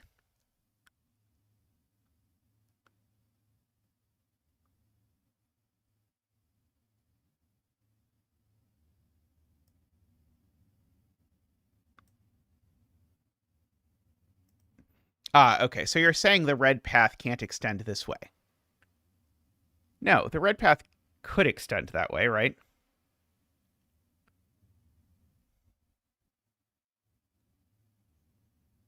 I don't think I quite understand this, or what is being claimed here. Because the 7 to the 8 could do that. The 2 options are the 7 to the 8 does that, or the 7 to the 8 does that.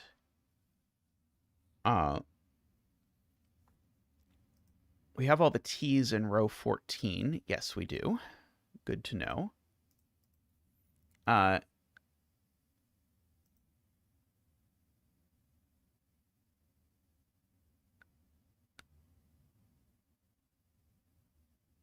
Oh, one option blocks 6 to 7. Right. Okay, so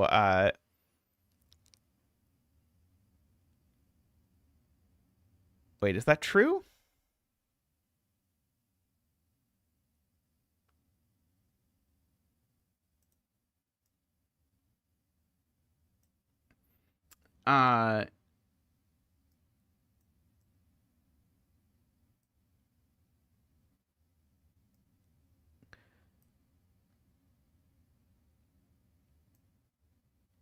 Yeah, I don't see why both of these don't work equally well. Like that. Oh, right. One of them does that. And the point is, this one doesn't do that. That's what's being said. Right. So it's, I guess, the way that this most naturally gets seen in my head is that I can't actually connect the 6 to the 7 this way. Because if I connect the 6 to the 7 this way, I can't connect to the 8 to the 7 anymore. it was more intuitive for others the other way. But anyway, that means this red actually continues this way. And now it can't connect down because that would be a problem. So it actually does that. And now this has to connect to the 8, which it can only do that way. This is done. This is done. This is done. Just by virtue of the fact that they match their number. This is in. And we know what this does because it's a 1 and it's only got one direction it can possibly connect. Okay. There are 4 straight lines in this row and 2 corners. That's one of the corners. So if this is a corner, there are no more horizontal segments in the row. Oh, this is, whatchamacallit? People agree with the nonsense that I just did, by the way. I should probably double check. Okay, and now this 1 can be officially oranged. I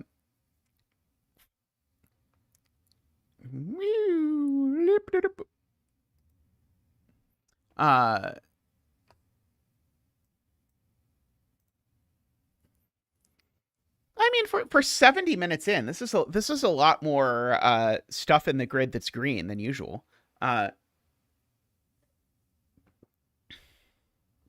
Yes. The HV in column 11 tells me that this is not horizontal because I've already got one horizontal. So this is, in fact, forced to be a 4-way. Good.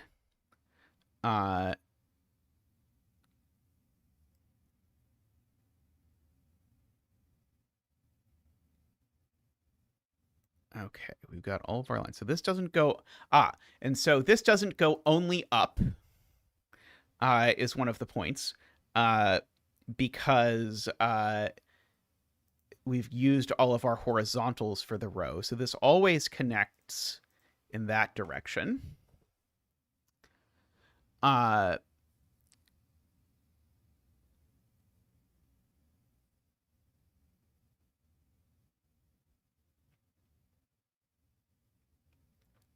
So now this can't be that vertical 3-way, because if this is the vertical 3-way, then this is also a vertical 3-way, and that's too many vertical 3-ways.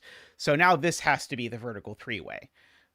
So we have that is done, and so now all of those are done. I can just delete that now. And so now this is either a 4-way leading up into there, or this is the last corner, and then that is just not in the column. Yeah, so the question is that the last corner? Oh, no. The version where this is out doesn't work. Because if this is a corner... I mean, the point is this red line is connecting the 5 to the 6. This had better not be a corner.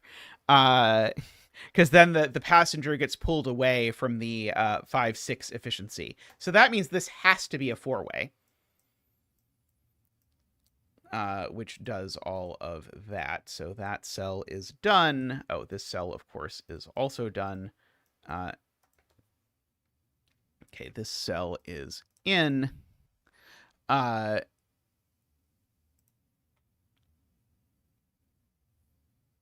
Okay, and so now I've got my 3 corners.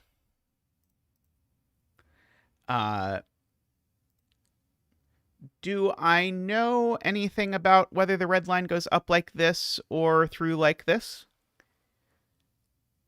Yeah, I don't... Chat thinks they know, so they probably do, but I'm not sure that I know.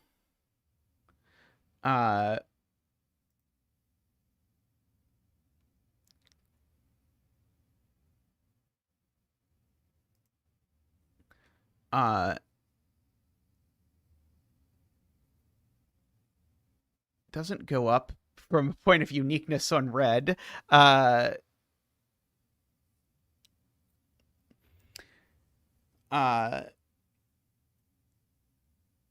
right. Okay. This is the only corner in this row. That's now done.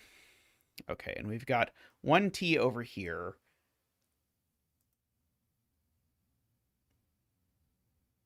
Right. Okay. So the T is how the 4 connects to the 5, and so the corner is how the 5 connects to the 6. That is our thing that we knew from before. And so could be that it does this, but we actually do know that.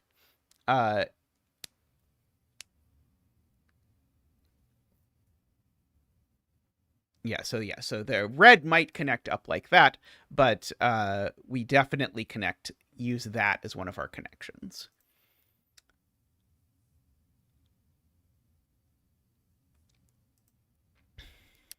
Okay. So we need 4 straight lines in this row. We've got a bunch of them already.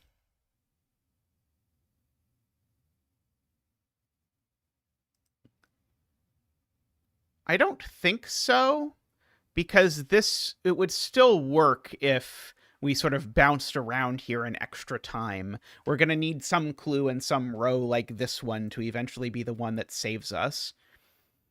And tells us what's happening, or that 5 there, for example. Okay.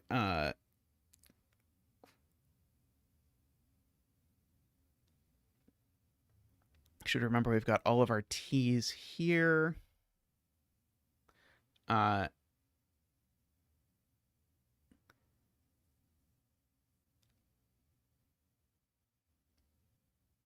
Well, I mean, we know where they are down to the fact that it's like in any of these 4 cells. We could yellow it, but I feel like the yellow maybe slightly exaggerates the extent to which we know which of the 18 possibilities it is for the way the T's are set up. But oh, why is this green instead of orange? No reason. It's green instead of orange because at some point I used to green green these clues instead of oranging them, but I decided orange eventually sort of looked a little better. Column 5, row 7. It doesn't have to be green because this could be a T if this is a 4-way.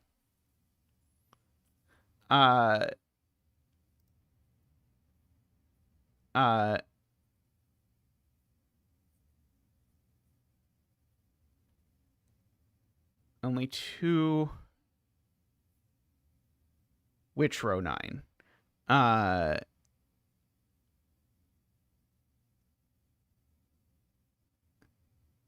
Do we mean row 8?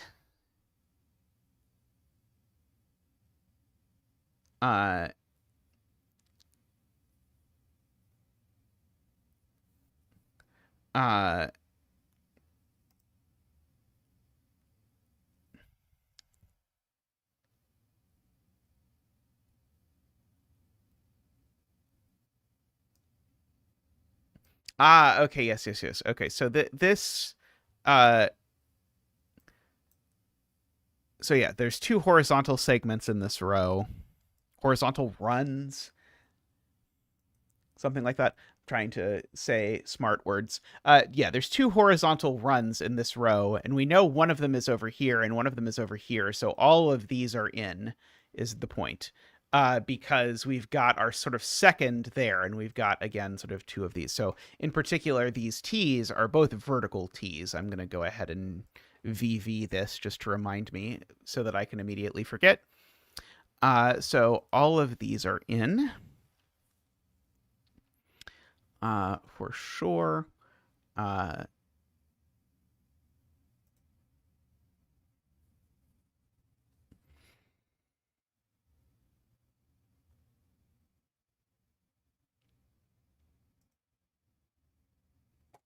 Okay, so I know this segment is not a T. This segment is either a corner or a four-way, for what it is worth.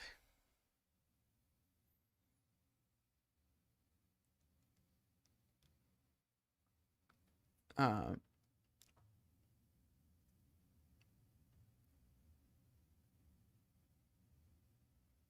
oh, I meant to say I know it's not a horizontal T.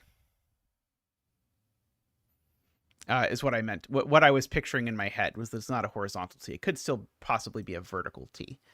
Uh,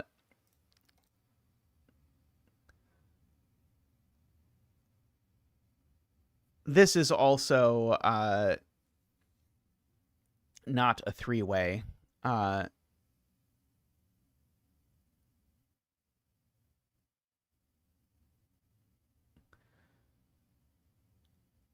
We do need a bunch of corners in this row.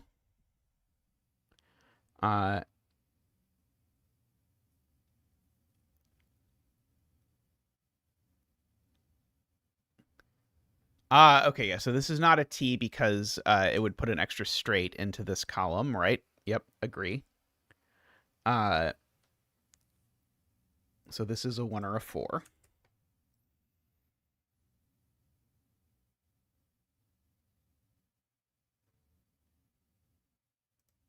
Okay. Sort of weird ding that I don't recognize. Can't be a horizontal T because there are no horizontal T's in this row. Because of the fact that it's got 2 horizontal runs at most. And we already know that it has 2 because of these greens.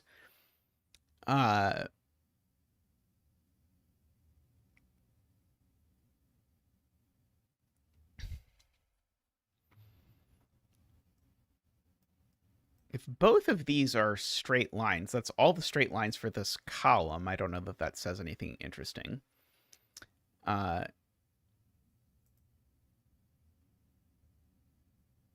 we know we've got our 2 vertical T's. We've got 4 corners in this column. There's still 2 corners in these cells, which is kind of interesting.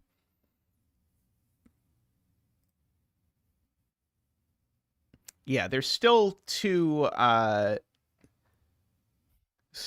crosses in this row, not to mention the extra V. Okay,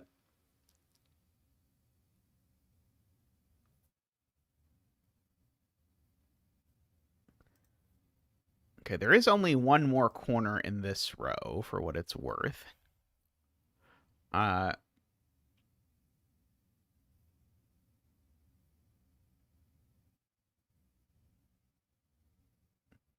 When you say they can't both be, what are we talking about? Yes, we can orange that. Good, good. I was briefly afraid that I had erroneously oranged this, but no, it was also okay to orange that.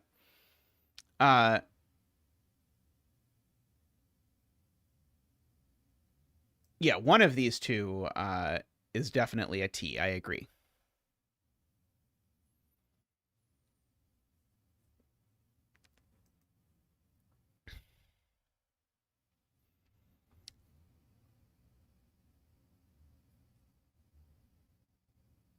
Let's see.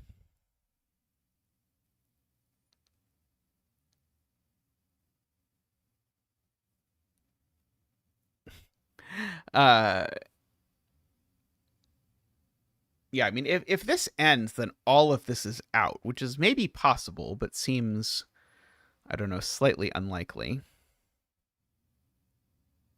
Why do I keep trying to think that 10 connects to 11 and 12? I don't know why, but somehow it's been very tempting to me to try and connect the 10 to the 11 and the 12.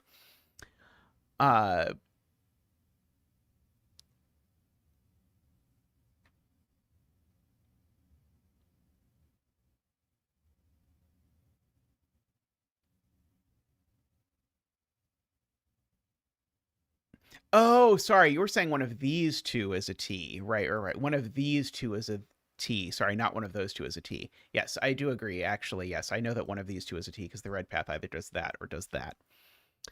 So yeah, so these can't all three be lines, straights, whatever you want to call them. So that is actually interesting because that actually means we need to put a straight in one of these cells. I would love to know which one of them, but I don't think I know anything about that of any kind. Let's see. Or station 11 itself, right? Station 11 itself can also be a straight. I forget that it counts. Are only two corners. There's two more straights here.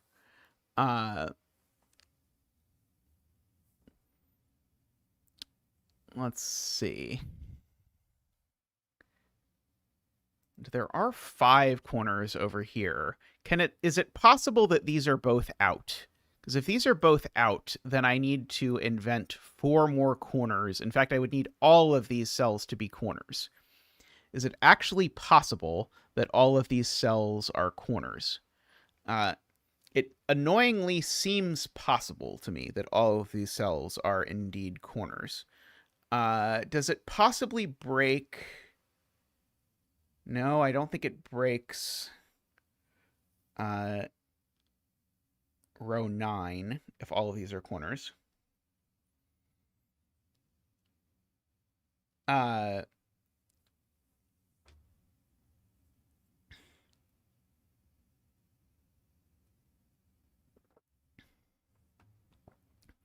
Because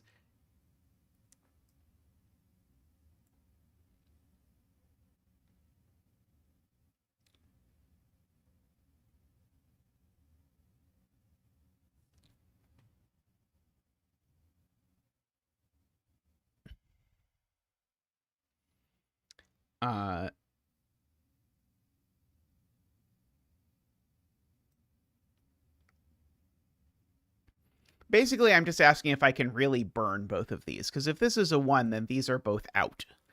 And then everything else would need to be 5 corners and 2 straights. No, of course that doesn't work. So yeah, so these can't be out by parity reasons even. If these two are out, then the only cells not counted in these 7 are gone. Everything else would be these. Well, that doesn't work. You can't have 5 corners, 2 straights, and no t's. That's not a valid fashion. So these can't be out because of the way the math in the row works, which means this can't be a turn. This has to be a 4-way. And if that's a 4-way, then we know it does that. And all of this, sorry, that one's not done, but this one's done. And these 2 are certainly done. And that's out. Or sorry, and this is in, but we don't know if it's a T or not. Okay, and so now I've got my 2 corners in this column. That was very cute. I liked that step a lot of the noticing how 7 works with 7 remaining cells and if that is really a combination that is allowed.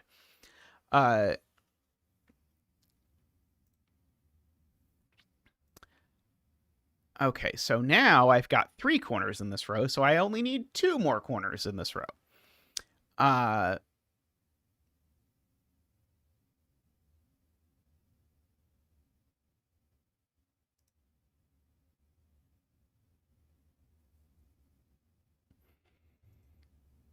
And so really it's just a question of... So if this is a corner, that puts in this whole horizontal stretch. Because there's only one more group of horizontal stuff.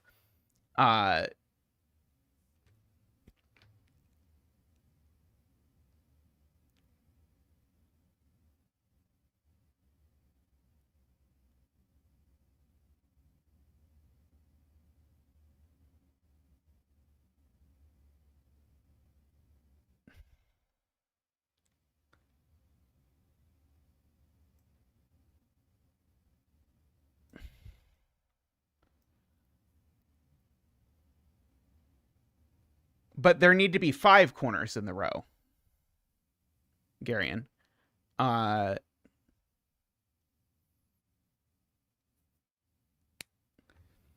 Yeah, it's the and no t's that is a problem. But you just can't have a row with 5 corners and no t's. There's always at least one t because there's an even number of uh, corners plus orthogonal t's.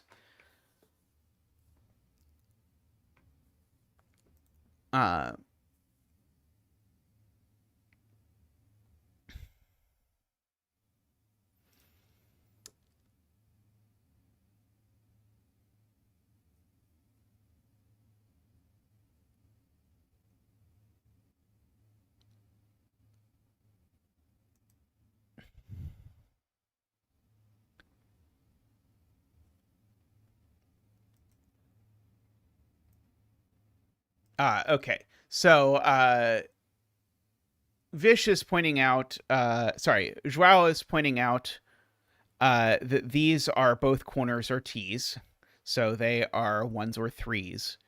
And as 2 1s or 3s, that tells me that I basically know where these 2 are. And so everything here is a 3 or a 4-way.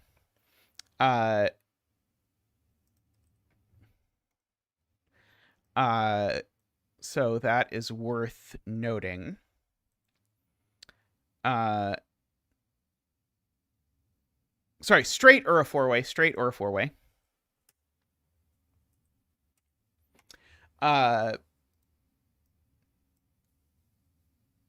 One of those 2. Because we've got all of those in essence. So basically, if something goes through here, it keeps going. Let's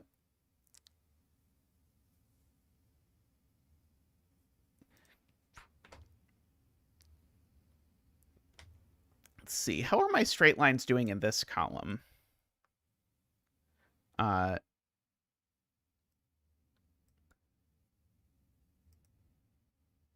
Okay, so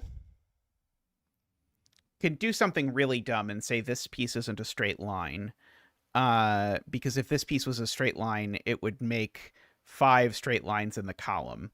So this is never a straight line for whatever we want. So this is a 1, 3, or 4.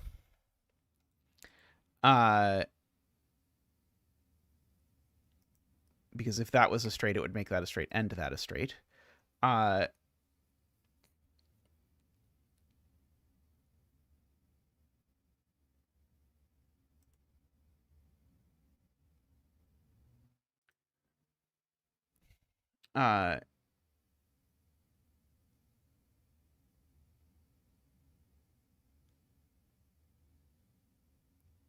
So if this is a straight line, that's a straight line, that's a straight line, that's a straight line, and this would be a straight line because we know it's a 2 or a 4. And that's 5 straight lines.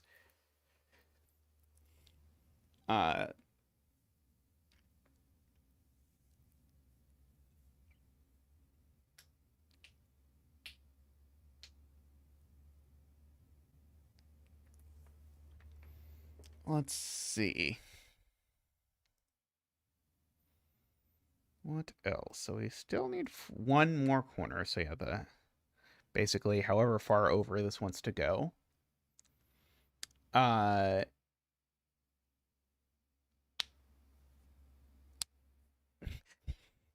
wrong numbering system. Honestly, I only internalized it because of Navario's puzzle that used this numbering system.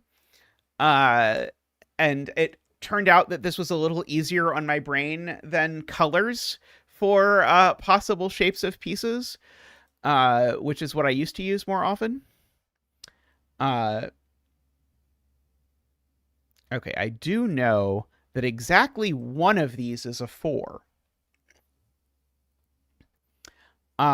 Because I've already got 1 4. So exactly one of these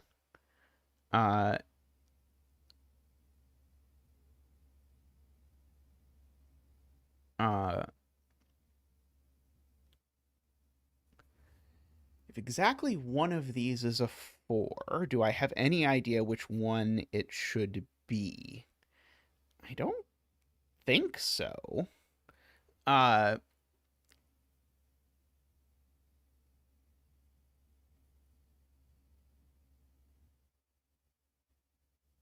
uh, must use the 4 to get from station 4 up to station 5. Ah, yeah, that's true, because otherwise I can't. Yeah, so the 4, this is the 4 headed to the 5. It's going to have to get up. It's always going to get up through that. Which works if it's this one, right? I can still do that and then have the 3 run around that way.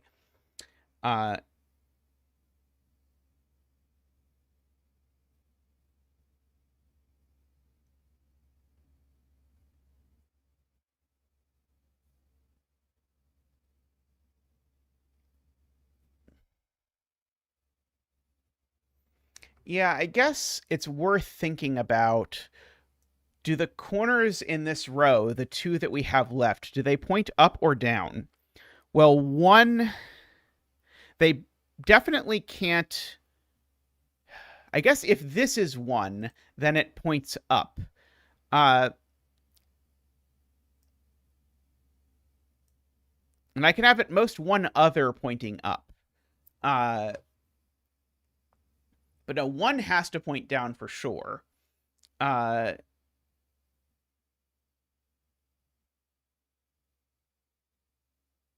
I guess it's 1 up and 1 down to sort of connect the 4 and the 5 via the 4-way.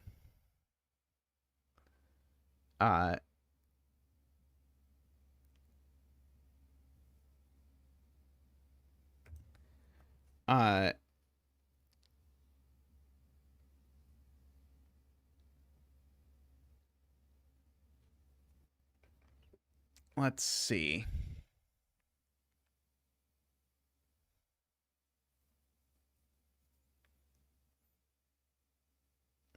There can only be 2 ups if this is one of them, is the point. Because if there are 2 ups in here, then I get 2 T's in the row, and I'm not allowed to have 2 T's in the row, Selena, was what I was trying to articulate, and perhaps did not articulate very well. But I can't do like that, because it will create 2 T's in a row that only has 1 T that looks like that. This is the second puzzle of the stream, Jim. We did a Sudoku puzzle by Math Pesto first. A double arrow quad puzzle.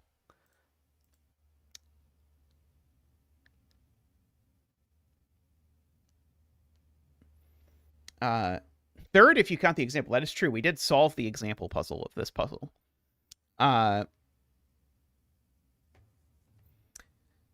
Okay, so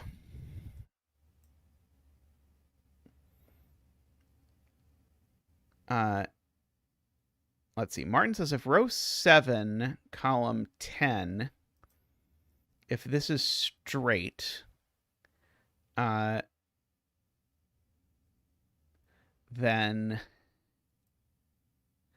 that makes this straight.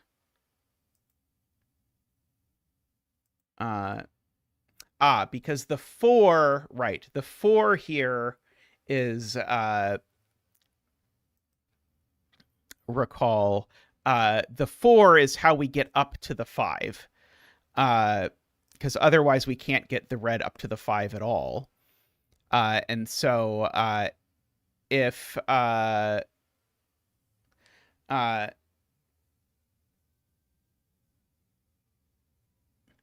technically only 97 minutes into this puzzle, Selena.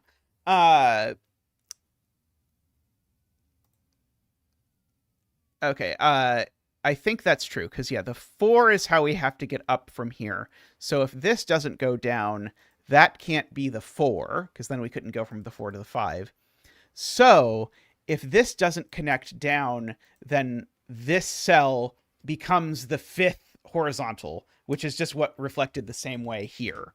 So this can't not go down, is the point. And so this is the T, which now makes all of these not T's. These are all just horizontals. One of these two is the other T. Uh,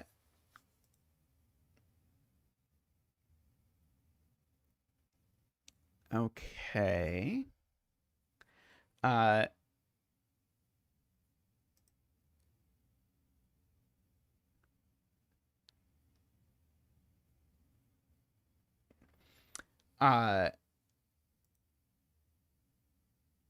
right. And this is red because remember, this is how the 4 gets there. Uh,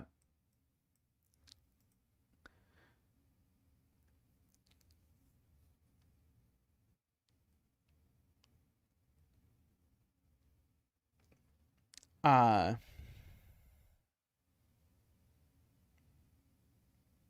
how is this not going to break with regards to the number of corners here?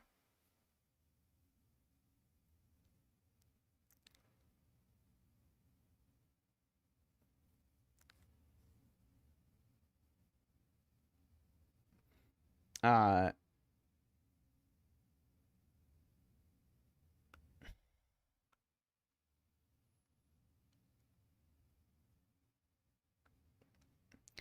uh,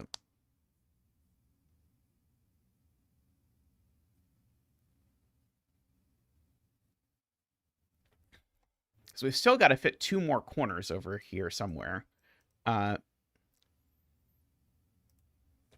Yeah, this can't be a corner because the red can't go that way. So this is a 3 or a 4.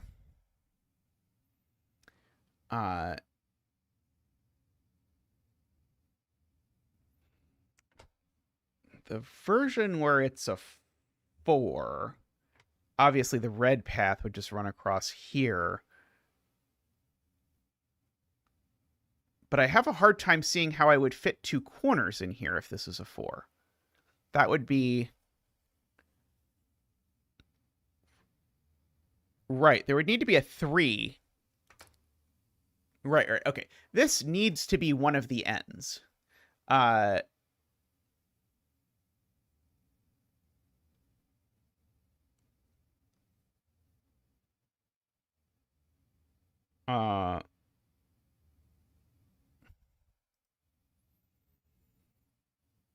What do you mean by it's not a 4 because that's 3 straights?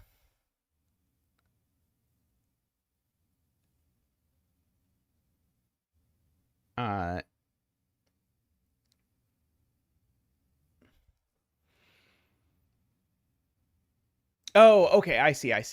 Okay, you're saying the same thing I am, but you're saying it much more elegantly. If this is a 4, then these cells are all straight. Because if this is a 4, these are all straight. These can all only be straight, and then I don't have the right number of corners. Namely, I would have 4 corners at most. So this is not a 4. This is a 2. Which means that this is a 3. Okay.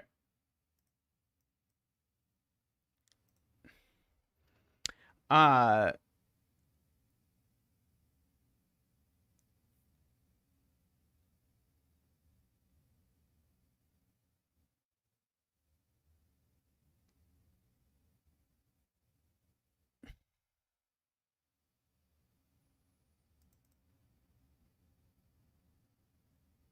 no, as soon as this is a 4, these are all 2s. And now I can only put 2s between these because they're completely sandwiched between those.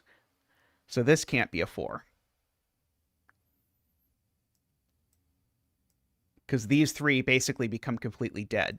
They could all be empty, but if they're all empty, then I run into the parity problem that I had before, which is that I can't have 2 straights and 5 things. So yeah, I can't have 3 empties in this row.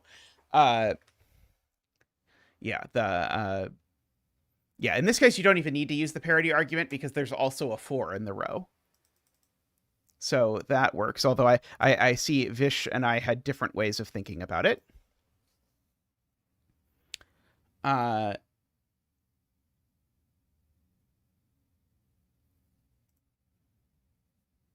Okay, so the red only has one way to go, which is this way. along this segment. Okay, and there has to be a vertical T is the point. This thing, in order for this to work out, there has to be a vertical T, and the vertical T has to go either there or there. Uh,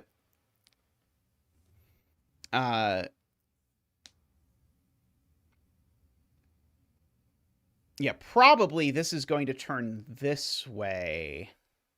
Yeah, that's what's going to have to happen, I think. I think this is going to have to turn this way.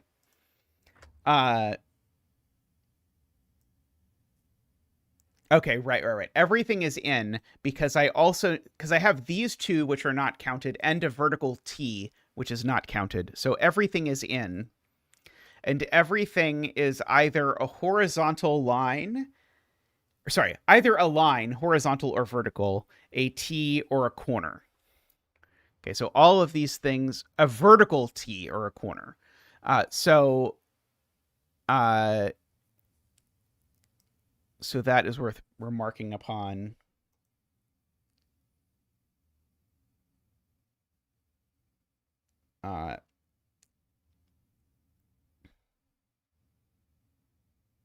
Okay. This can't be the 4 because if this is the 4, I get 3 straight lines. So this is a 2. Because if that were the 4, these are all 2s, and now I get line, just forced. Okay, and so now this is not the vertical T. So now this is the only spot for the vertical T. Okay, the way that this worked out in my head is okay. Okay, and so now this just is a corner because of what I said about the way that the math worked out. And so now this is a corner, which has placed the 4. And this is a corner.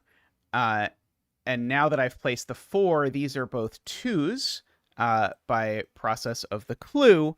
And so now this is just forced to go across like that. Okay, and the red has to follow through here, and the red is connecting to the 4, so actually the complete path there is forced. Okay, and how this whole mess gets sorted out is going to be dictated by that clue, somewhat ridiculously. Okay. Okay. I'm very happy with how we were able to sort of decompress that whole thing. Oh, we can get rid of the text over the one station if it will make Tallcat happy. Okay. I don't think the 3 to the 4 is done. I think it could be either way, based on whether this is a straight line or not. I think this 3 is going to be there to sort it out, which means, annoyingly, this 3 isn't going to do anything for the entire rest of the puzzle. It is going to resolve an ambiguity. Okay, so now there's some straight lines here. We need 5 total straight lines in this column. We've got 2 of them. What about this column? This column has 3 straight lines currently, so this isn't a straight line. Because it would force that to be a straight line. So this is never a straight line. It's a 1, 3, or a 4. These aren't straight lines. So either this is a straight line or this is a straight line. Those are my options.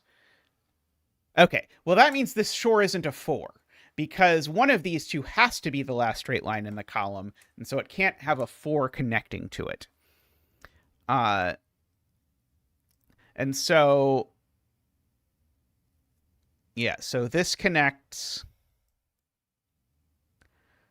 either up or down, is the point.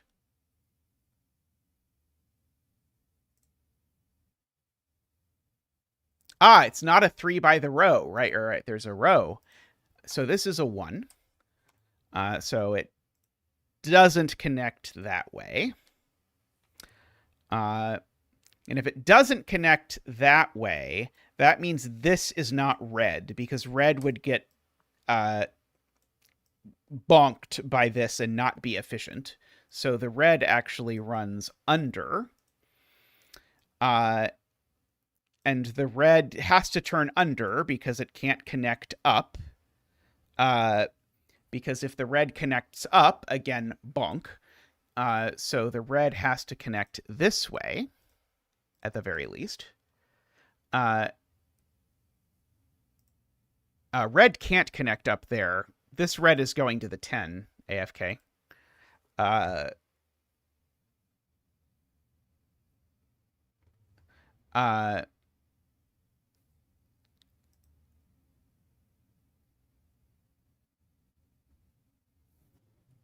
Oh, sorry, row 13. This, right. This can't...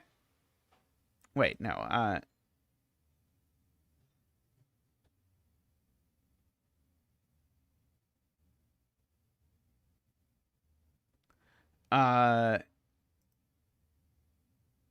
Right. Sorry, this is not a T. Right, there's no more T's in this row. Sorry, that is the point that chat is making. So this can't be a T, and as soon as this can't be a T, this has to turn up because there's nowhere else for it to go. And now this is done. And now we've got our 4 lines in the row: 1, 2, 3, 4, or column, as the case may be. Okay, good.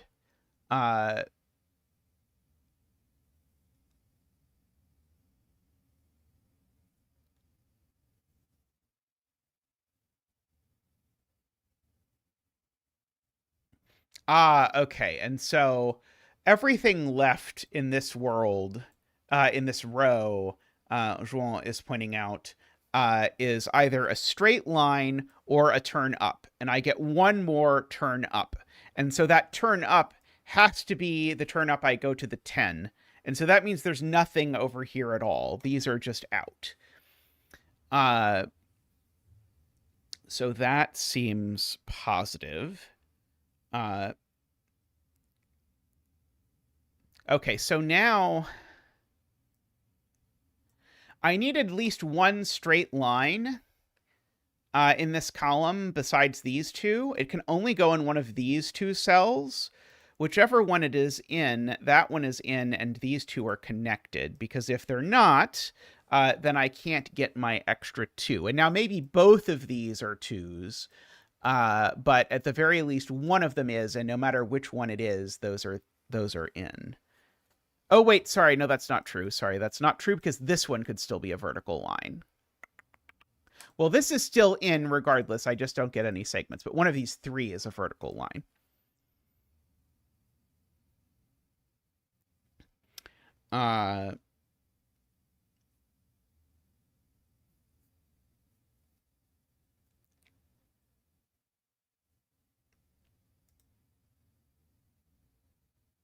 Okay, if this is anything, it's a corner.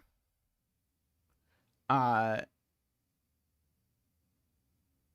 that's not true. Never mind.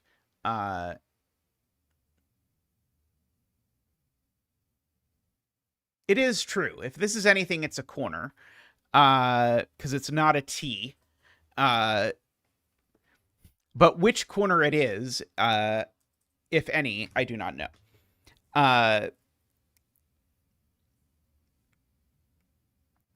Okay. It can't be a vertical line because that would connect the 9 to the 13. Because remember, the only up from the bottom row is the last of the turns.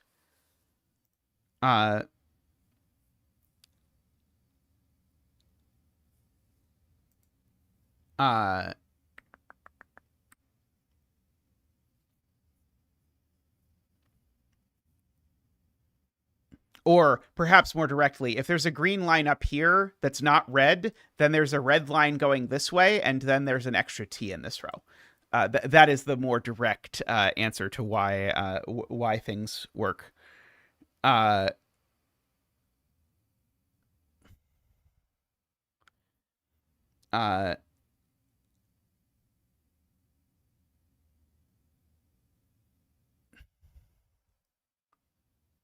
1, 2.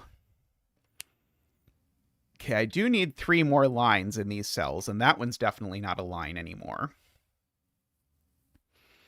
So 3 of these 4 cells are lines.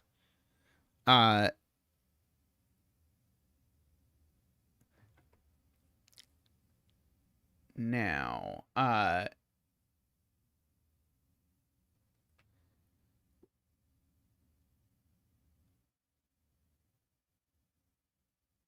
is never a line by path connection. Right. There needs to be a red entering and leaving 12, and it's not this one because that would make a T. So this is the first time it's ever come up that we haven't demarcated that something is not red, but this segment's definitely not red, and so there's 2 red segments. So this is a 3 or a 4 for sure. It's not a 2, which means that all of these are 2s. And so they're either all horizontal or all vertical. And I'm sure I should know which one.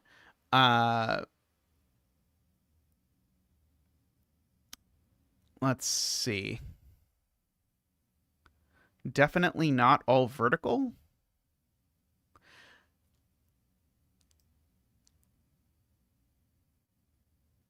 Yes. If they're all vertical, right. So the 10, right. The 2 things coming out of the 10 are red. So the question is, do the 2 things coming out of the red go that way or that way? And the problem is, if they go this way, this is a 2, so that goes that way, and that is very bad. So it is, in fact, that way. And so we get to fill in all of these. And those are all done like that. So this is, in fact, a 3 is the answer. It was a 3, and these are the 2 red ones. To finish this off, by the way, we can demarcate all of that. And now this cell is gray. Under the 10, because again, this is going to show up either there or there. Okay. This row has 4 lines. It so far has 2.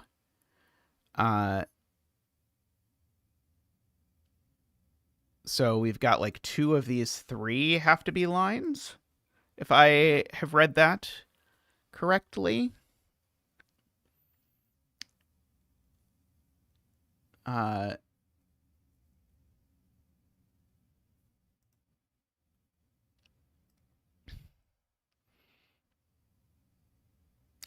We do need 3 turns in column 8. I think we cannot do 3 turns in column 8 with this being gray. Oh, no, we could if it was a freaking vertical T for one of them. Yeah, we just have to put a vertical T for any random cell.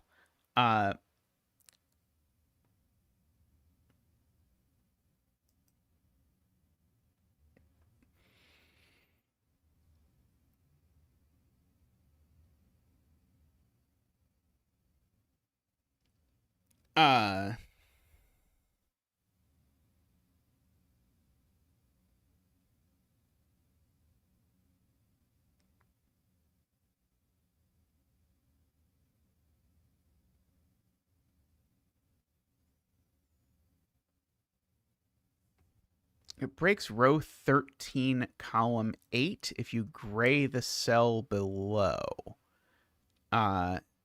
Yes. Okay. So yeah. So if I gray this, the point is that makes all of these. Why couldn't that one just be a vertical T in that universe? Oh, because there are no more T's in the row. Right. Right. So that's why. Yes. So through the mechanism of this clue, it breaks if I do that because of the this fact. Okay, so that is not out, because if this is out, just to show you, it forces this, and now by virtue of this clue, this has to be a T, but there's no T's in the row. So that is in, and if it is in, we know that it looks like this by the clues in the bottom row.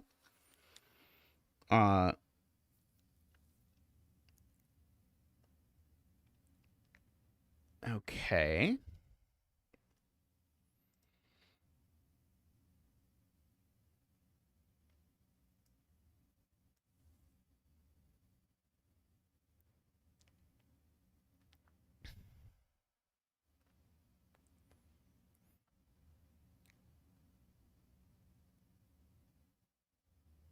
Okay. Row 13, column 8 is green because there are no T's. But it could be a four-way. So this is either a corner or a four-way. Yeah, four ways always evil. This row has no four ways for what it's worth.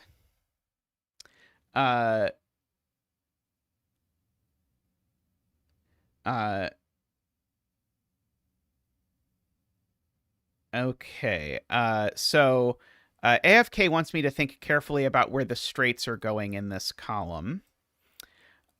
So we need 3 straights in this world. So 3 of these 4 cells have to be straights. And AFK's claim is that if I make these 2 straights, well, then the 13 looks like that. And I've made these 2 straights. So these 2 being straights basically gives the 12 that's going this way no way to get to the 13, because this is the side that's coming from the 11. This is the side that's going to the 13. There's no way to actually enter the 13 with the red. So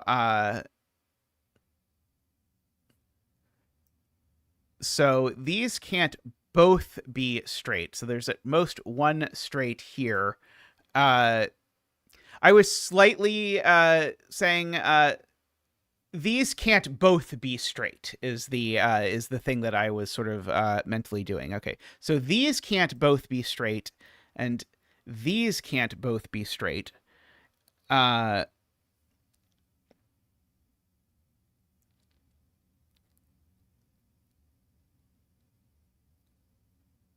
Is what we've concluded, right?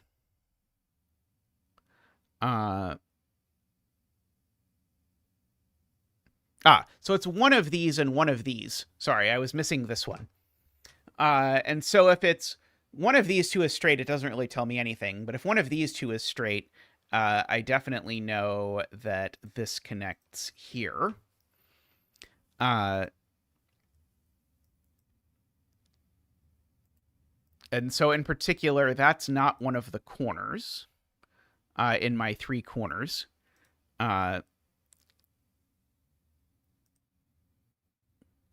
Oh, because this one could be vertical too, right? This could be vertical.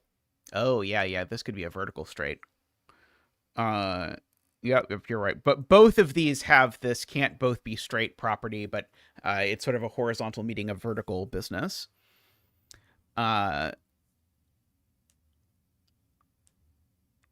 Okay.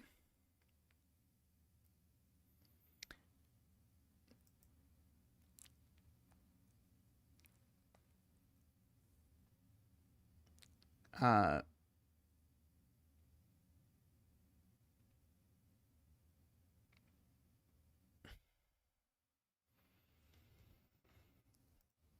see. Martin says this has to be a corner, or the 12 doesn't get to connect to 13 via column 8 corners.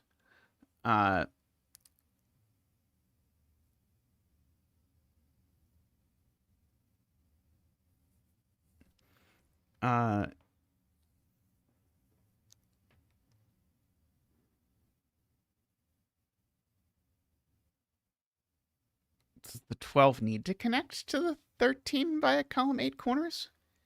That is true. We can orange this clue.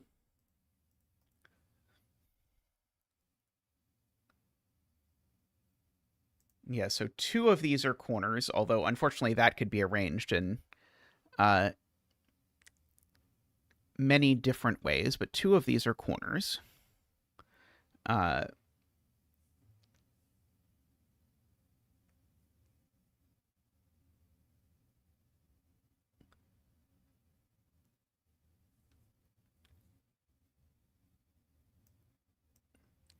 Okay, so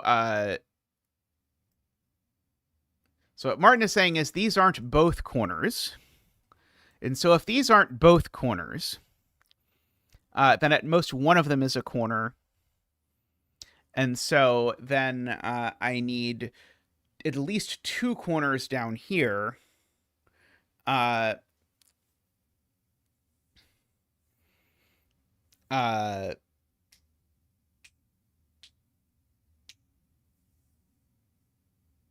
Still don't get the connection, though. Because this could be a corner. Row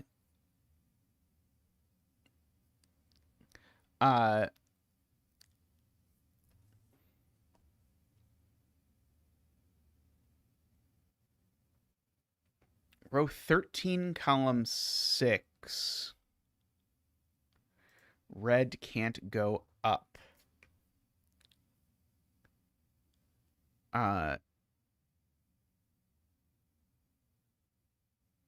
We're just forced to turn left. And then it breaks both straight lines? Right, okay, yes. Right. And so, yeah, and then remember, we said one of these two is a straight line. If red goes up, neither of these is a straight line. So red doesn't do that. So red definitely comes like that. Okay, and that is good. Okay, so now that's not one of my corners. I do still need 2 corners here. Right, and no more T's in row 13, so this is just a straight line.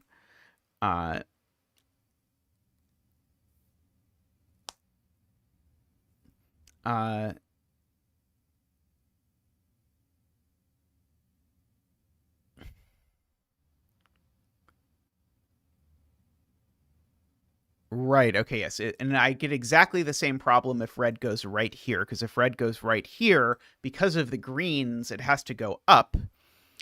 That doesn't work. So so this red has to go up for sure.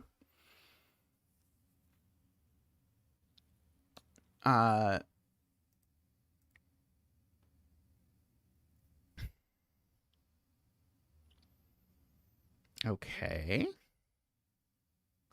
Seemed positive. Why?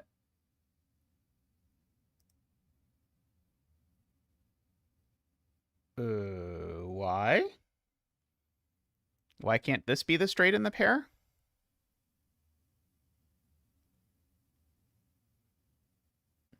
Column 6 still needs 2 corners. I agree.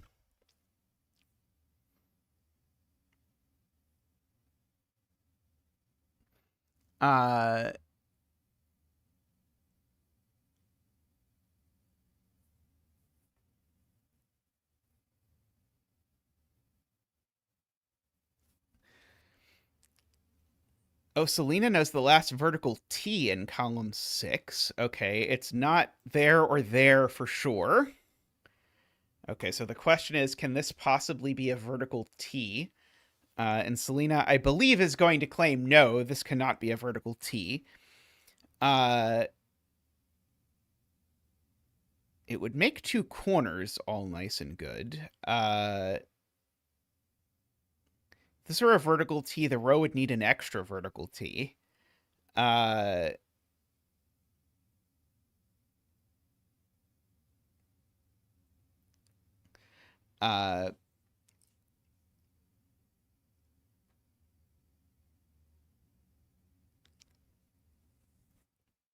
It's the extra vertical T that's the problem.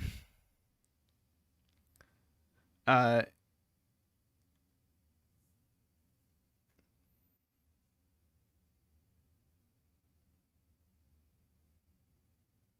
right. Sorry. My brain was trying to decide why it couldn't be this vertical T.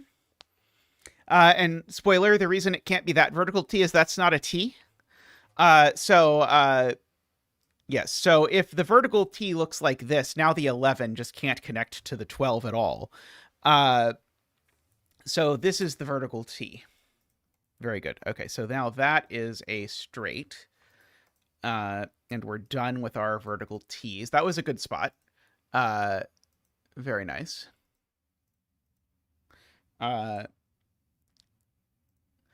Okay, so we have that.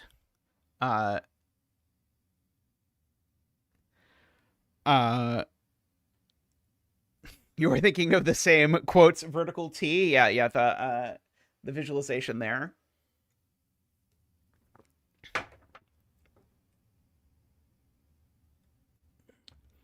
Okay.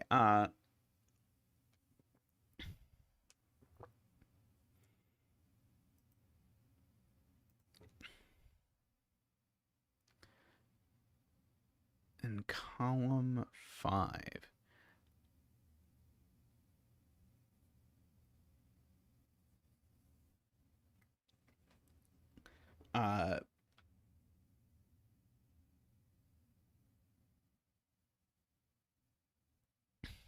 Not quite sure I understand that yet. Yeah, I know 2 of these 3 are corners, but I think there's lots of ways to make that work.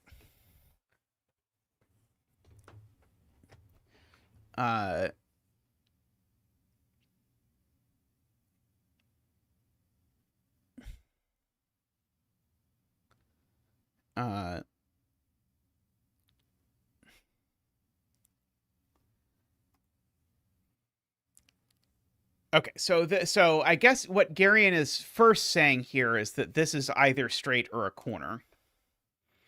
It's not a 3-way because the 3-ways in the column are gone. If this is straight, then that's straight, and these are the 2 corners, except that's made both of these straight. So Garion's mind is doing that as the way of seeing that it breaks if I make that go that direction. So this has to be a corner. Yes. So that is a corner. And so this is straight or nothing.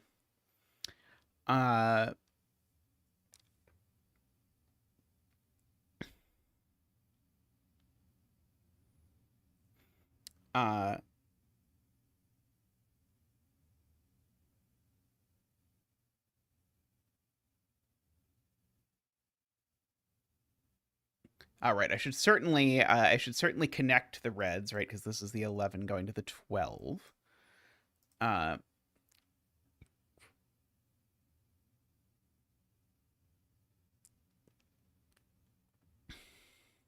Okay, and now this can't be a T, so it has to be a 4-way. And now that's a corner by the column. And this is a 4-way, and so now this is a straight, so now I can't have any more straights, and so now this is just a nothing, which makes both of those be finished authentically. And now I look at this row. Right,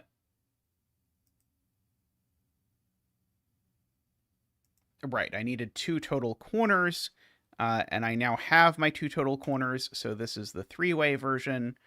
And so those are both 3-ways. And so this row is now just done. This is done, by the way. I can get rid of the text there for Tallcat's sake.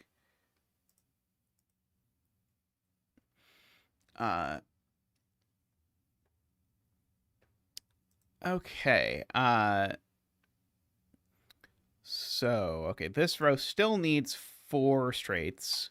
Let's see, it's got 1, 2, 3. It needs 1 more.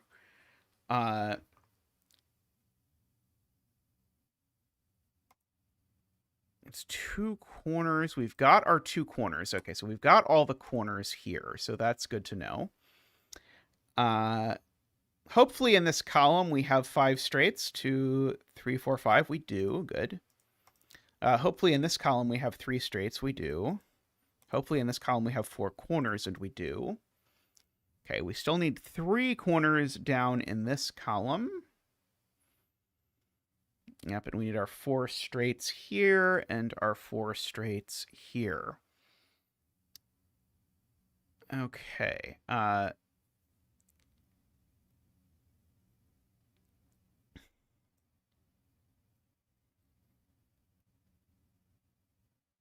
Okay, and this is definitely not a 4-way for whatever it's worth.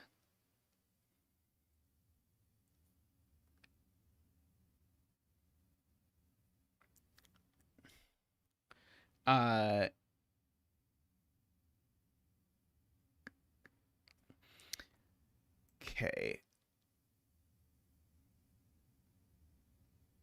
So yeah, so one of these 2 is straight of some description.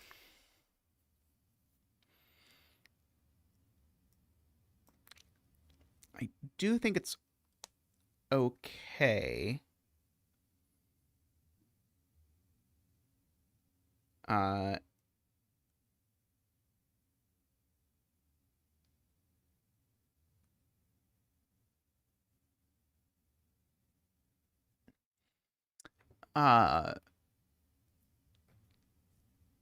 If that's a 4-way. This can't be a 4-way. It could be a 3-way.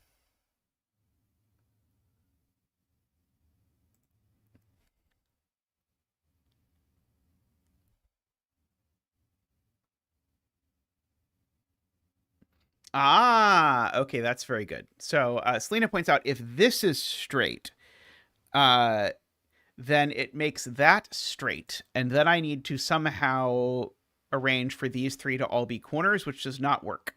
So this is not straight. And so if I know that this is not straight, then my 4 straights for the row, this needs to be straight.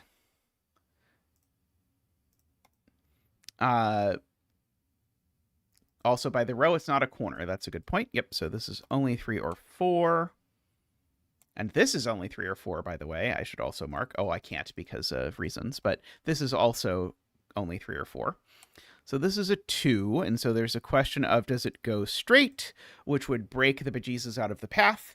Sorry, if it goes horizontally, this red can't get to the 13. It would cut off. Oh, no, the red could just go through here. Never mind, sorry. Or this goes vertically. I, for a second, thought I understood what was happening, but it turned out I did not actually understand what was happening. To the shock of everyone. Let's see. Yeah, row 12 also needs another straight.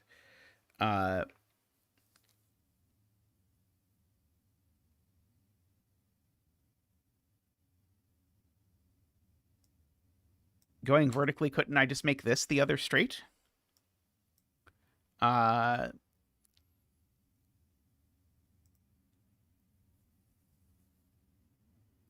11, column 8. Can't avoid connecting up.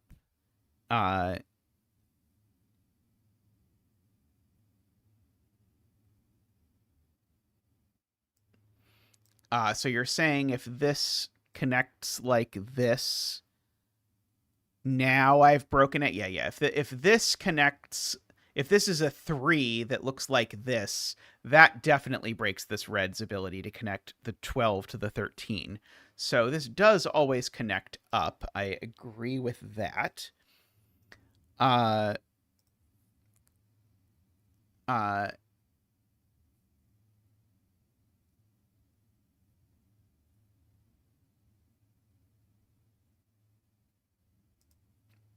And the same thing happens if we do it the other way, where this 3 also. So that goes there.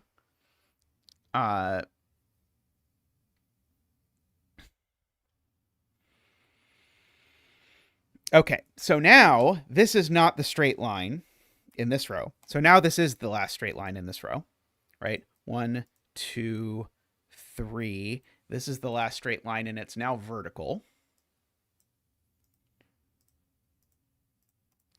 And so we know that this is the way the red goes up, and has to keep going through there.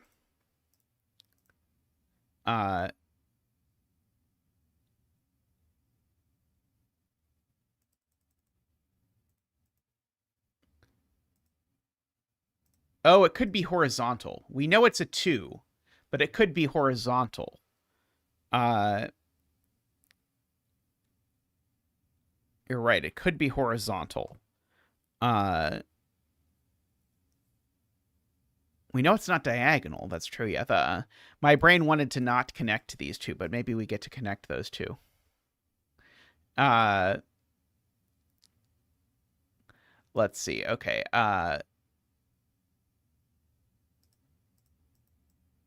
Okay. I can't connect these two.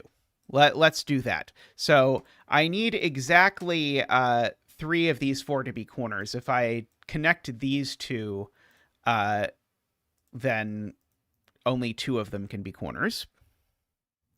So this is done because now it can only be a 3-way if it extends, and it can't. And so now this is a dead end. So now it's just not in the puzzle at all.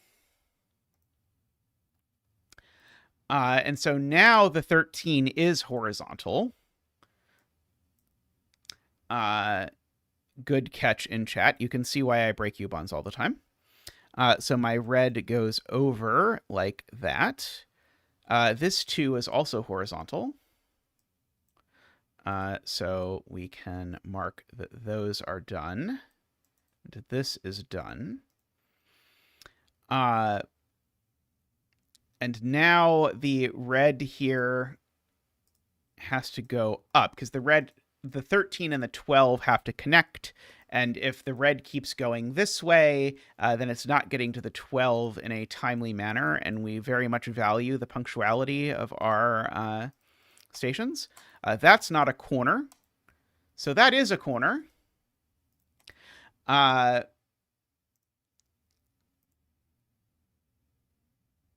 Oh, I have to finish the 3 to the 4.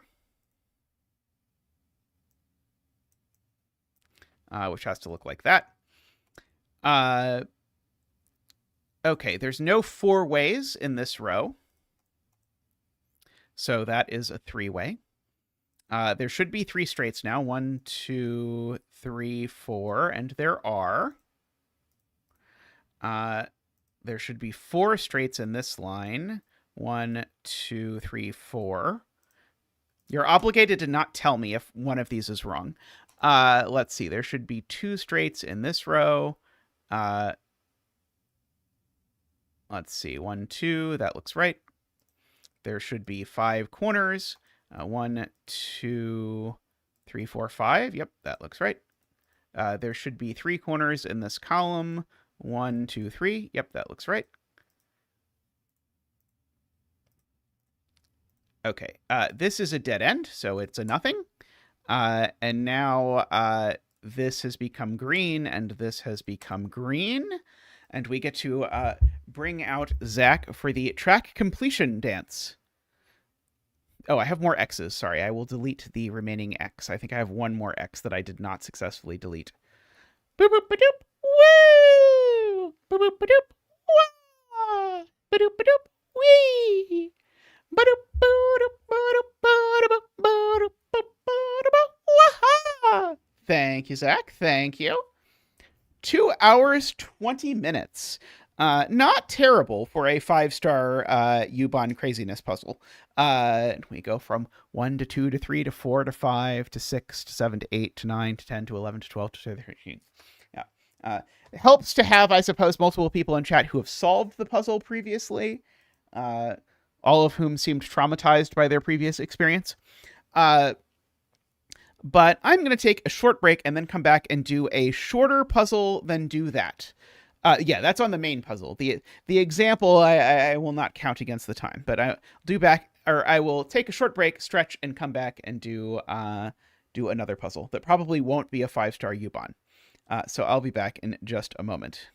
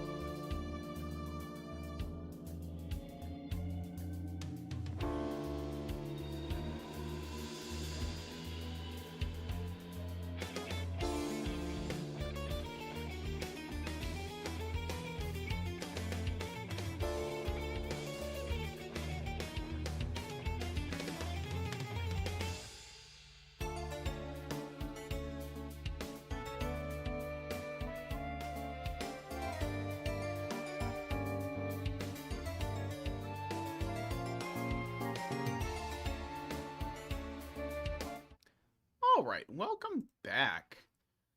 I have a Michael Lefkowitz puzzle next up. Hi,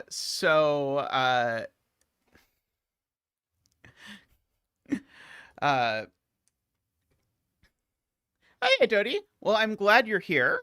I love the YouTube icon, by the way. Is that a phoenix? It looks like a phoenix. Let's see. is probably the coloring time. That is true. I am very inefficient about coloring U-bonds, but it sort of helps me keep track of things that as I slowly work up. Okay, well, it was requested that we do a 2x2. This is the closest I could get. It's got some 2x2 boxes. So in the 6x6 grid, normal 6x6 Sudoku rules apply. In the grid made of 4 parasites, normal 4x4 Sudoku rules apply. Digits separated by a white dot have consecutive values. And each parasite has implanted a copy of itself somewhere in the 6x6 grid, which has the same digits in the same orientation. These copies do not overlap, and the location of the green one is given. Orthogonally adjacent cells with a parasite boundary between them differ by at least 2. This rule applies in both grids. Okay, so first of all, I guess I know that this is a 5-6 pair, and for lots of reasons is definitely not part of a thing. I'm going to write these down. Orthogonally adjacent cells with a parasite boundary between them. I wonder if that applies in the parasite grid. I'm guessing that does not apply to the parasite grid, if I were to guess. It does. It says, oh, this rule applies in both grids. It even says it. Okay. So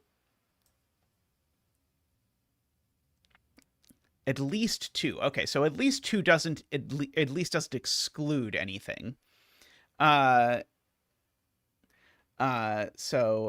there's that. So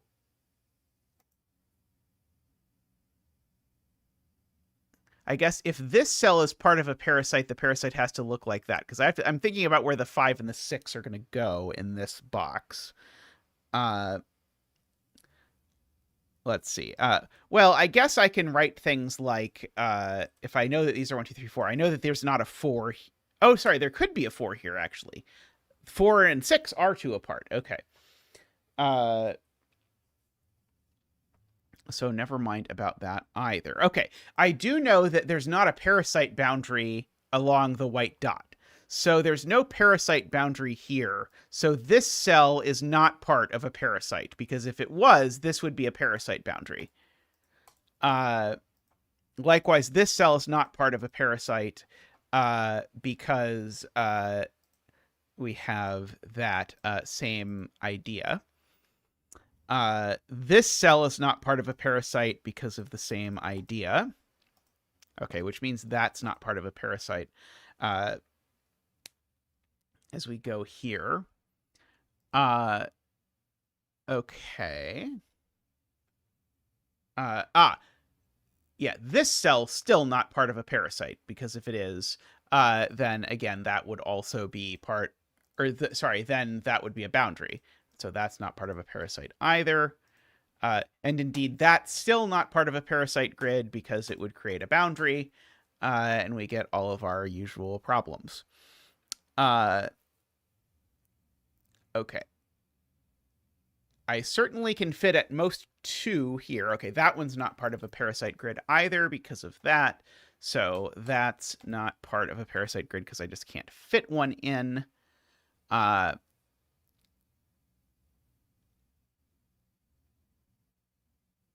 Okay, so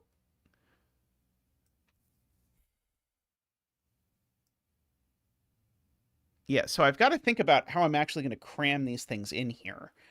Because I can't, for example, put like 2 parasites like this, because if I do, I've made these a 5-6 quadruple. So I have to avoid making a 5-6 quadruple. In particular, I can only actually fit 1 parasite into all of these cells combined. So I've got to fit 2 more parasites into this grid. And presumably, that means that if I don't put 1 here, I'm going to have a nightmare of a problem, right? Because if I only have 1 here, that means I have to fit 2 in these cells. And if I don't use this, then I've got to fit 2 in those cells. So one of them is here. Oh, right. Sorry. So what I should say is there can only be one entirely contained in these. Uh, but I could have one there. So I guess in particular, these are part of some parasite. Uh, which means that which means that these are from 1, 2, 3, 4, which means that there's a 5 or a 6 on these dots. Which means that we've at least got the 5, 4, 3 running down here. Sorry, we've at least got the 5 and the 4 on here. So these aren't actually 4. The 5 and the 4 are here. So these are from 1, 2, 3, 6. And this is always a 4 or a 5.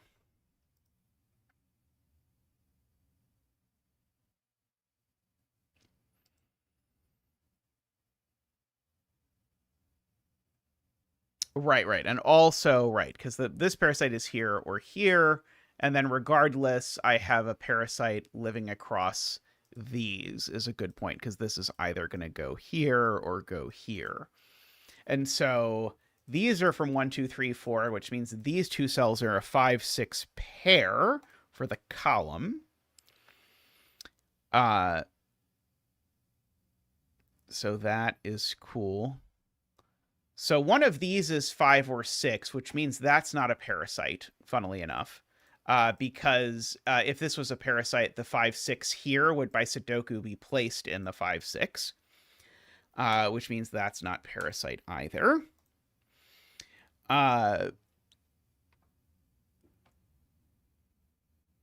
Okay, and this 5... Oh, no, that 5, 6 could go there. Never mind.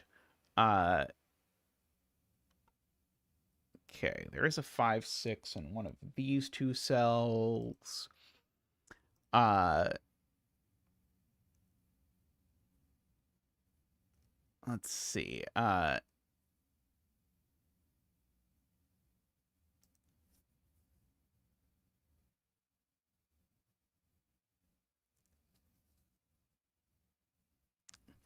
If this is a 5, then these are a 1, 2 pair for whatever it is worth.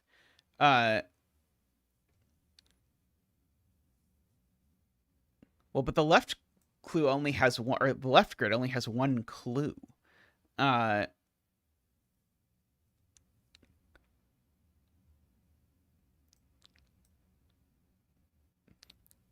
Is the point something like if this is a 1, 2 dot, it doesn't work? It's possible the point is something like if this is a 1, 2 dot, it doesn't work. Let's see.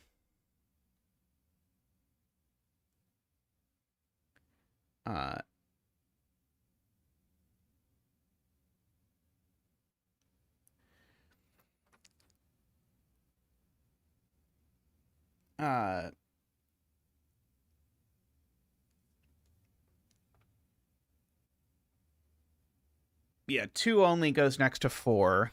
3 only goes next to 1 in the left grid. I'm just trying to use placing 5, 6s in this grid to place the other parasite. I might not be able to, but it seems very possible that we can.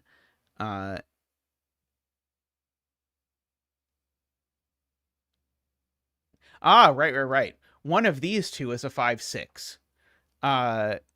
Right. One of these two is a 5, 6 by sudoku on 5, 6s. So this is not this parasite. So this is a parasite, is this one here. So there's a 4 in this column in particular.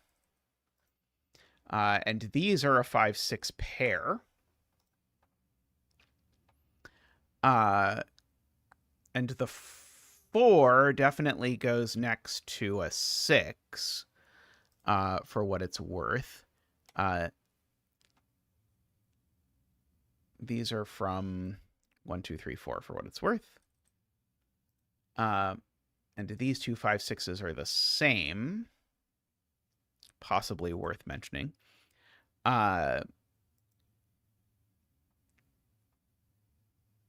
Right. So that last 5, 6 gets placed there. So this is from 1, 2, 3, 4. So this isn't part of a parasite either, which then means that this is a parasite over here. So that's from 1, 2, 3, 4, and that's from 1, 2, 3, 4.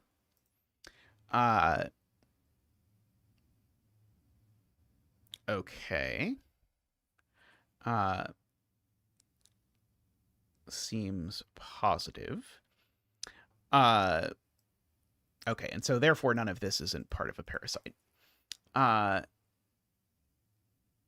If this was a parasite, these would be a 5, 6 pair. I don't know how bad that is.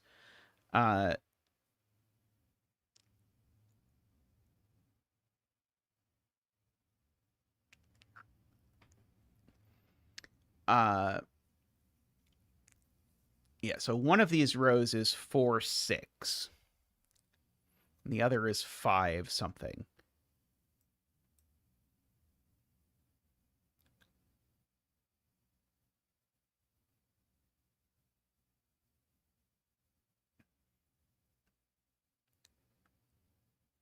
Let's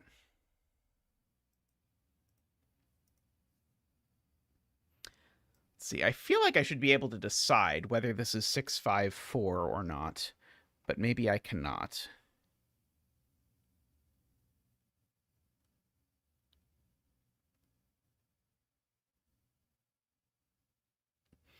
I mean, I can, I guess, say this cell's not a 2, because this is a 1, 2, 3, so this cell's never a 2, which means that the 2 is either over here or up there. If this is a 2, that's a 4. That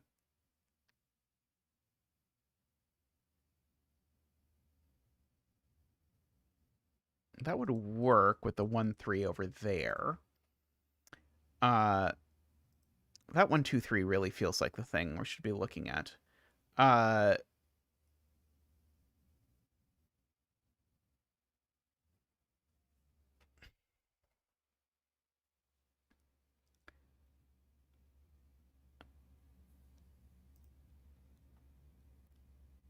So is the claim that if I write down 1, 2, 3, 4 and I have to write down 1, 2, 3, 4 below it, then because I know that 2 goes with 4 and 3 goes with 1, then I basically know how the whole thing works?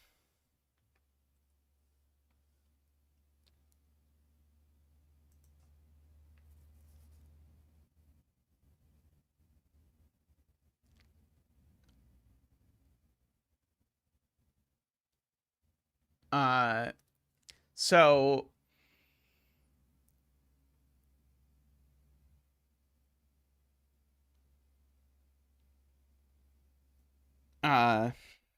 if this is a 4, it's being claimed it doesn't work. Oh, right, because this cell's definitely next to a 5. Right, that's the point. So this cell's never a 4. So this is a 1, 2, 3. Right, it's next to a 5, 6 pair is the point. Okay.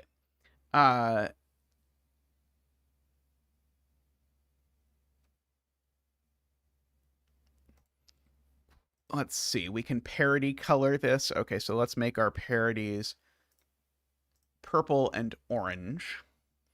So that means that these are a purple-orange pair, for sure.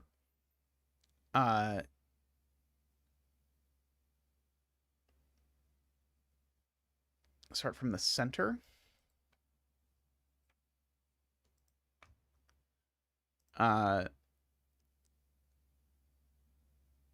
Okay, so 2 goes with 4. 3 goes with 1. 2 with 4, 3 with 1. So then 1 in this row.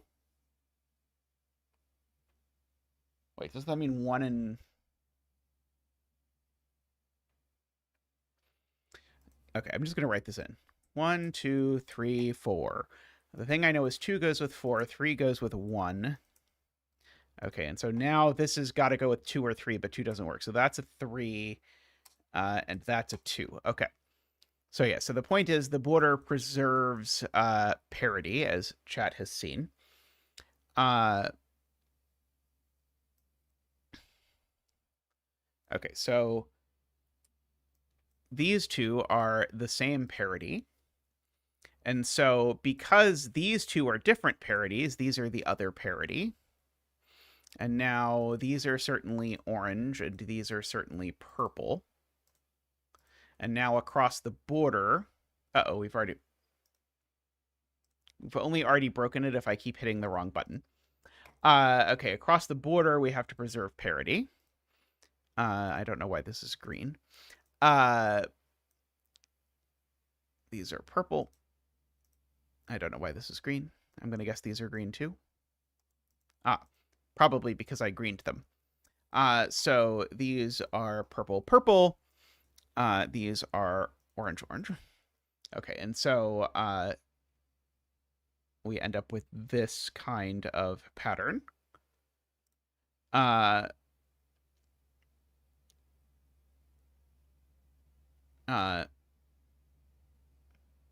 So diagonally we have the same thing.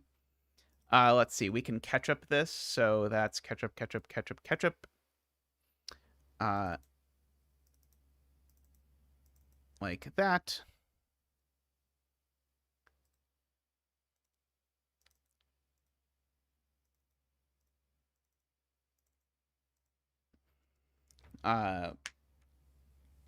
Cotton candy hot dog topping now. So yeah, so we've got sort of this full thing.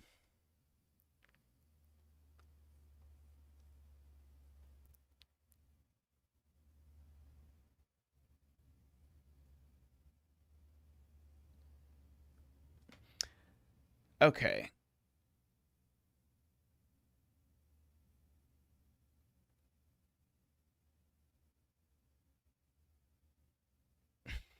Which ones fit in box 2 and box 4?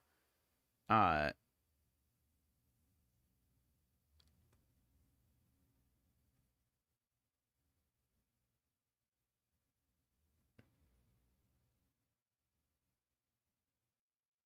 if this were here, that would be 5, 6. Is that what you're saying?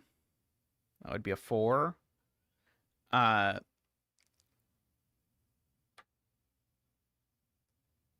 uh,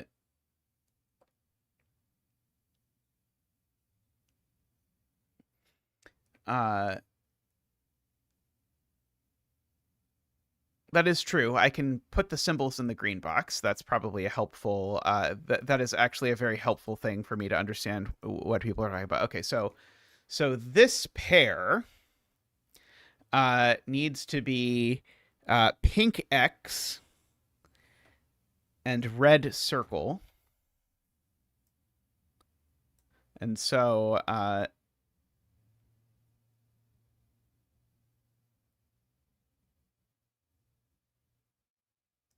so pink X and red circle are over here. Except it's, of course, not this one. It's the one. It's that one, right? Yeah, that's not pink X and red circle. That's not pink. So this one's blue, is what you're saying. This parasite is blue. Is the upshot of all of this. And now that I know that's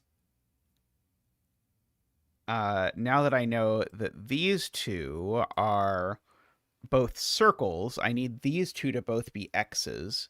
So I need one of the ones with double X's at the bottom. And I can't use blue again, so I have to use yellow. And yeah, we can mark the blue as XO, mark the yellow as OX. And now pinken the blue with OX. X, and pink in the yellow with XO. Okay, and so now my remaining one is purple, and the purple's top row is XX, so I can't put the purple there. And the purple's top row is XX, so I can't put it there. So the purple, in fact, is here. And so we can purple, like that. And we can red and purple like that. Very nice. Okay. We have successfully parasited, I believe.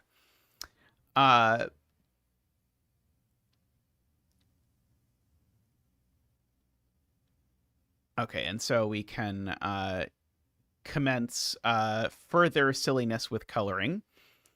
So we can place the purple X here. We can place the purple X here. And that's probably all the purple X's. Purple circle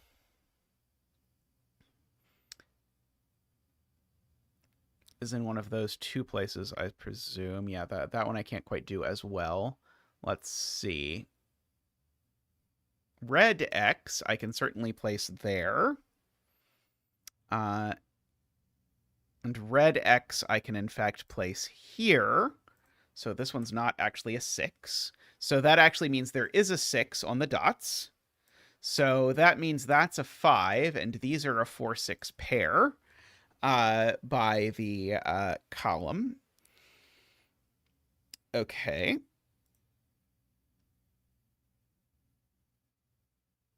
Red circle.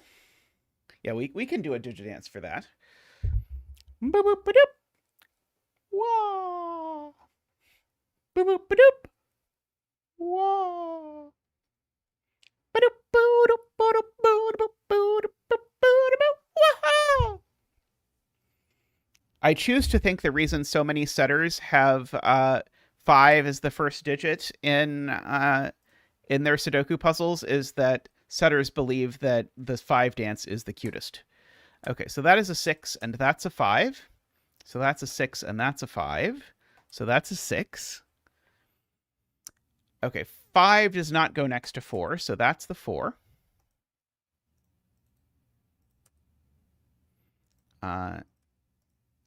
Okay, so everywhere there is a pink circle, it's a 4.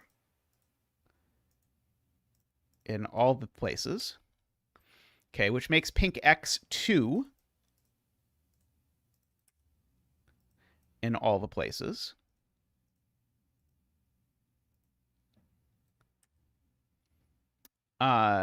Which seems to have made that a 6 and that a 4. These aren't 2. That's not 2. That's not 2 or 4. That's not 2 or 4. Oh, that one was a 2. I just didn't fill it in. These aren't 2 or 4. That's not a 2. Okay. Oh, I didn't ever actually place this red circle. This red circle is here. Owing to the fact that 4 is actually pink circle. Which I think I have one more pink circle. Yeah, I have one more pink circle, which is there, which means that's a 4. This is a 5, just by math. Let's see. This is a 6 by the fact that it's next to a 4, so that's a 5. This is a 6 just by virtue of the fact that it is, so that's a 5. So we've got all of our 5s and 6s. We only have 1s and 3s left. Let's see.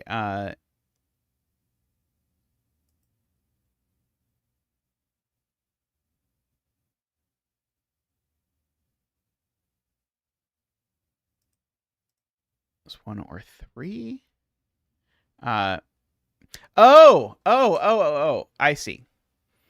I did not pay attention to this dot. Yes, so there's a dot over here, which says that those are 3, and so these are 1. Okay, I was really confused. Okay, so circle is indeed 3. X is indeed 1.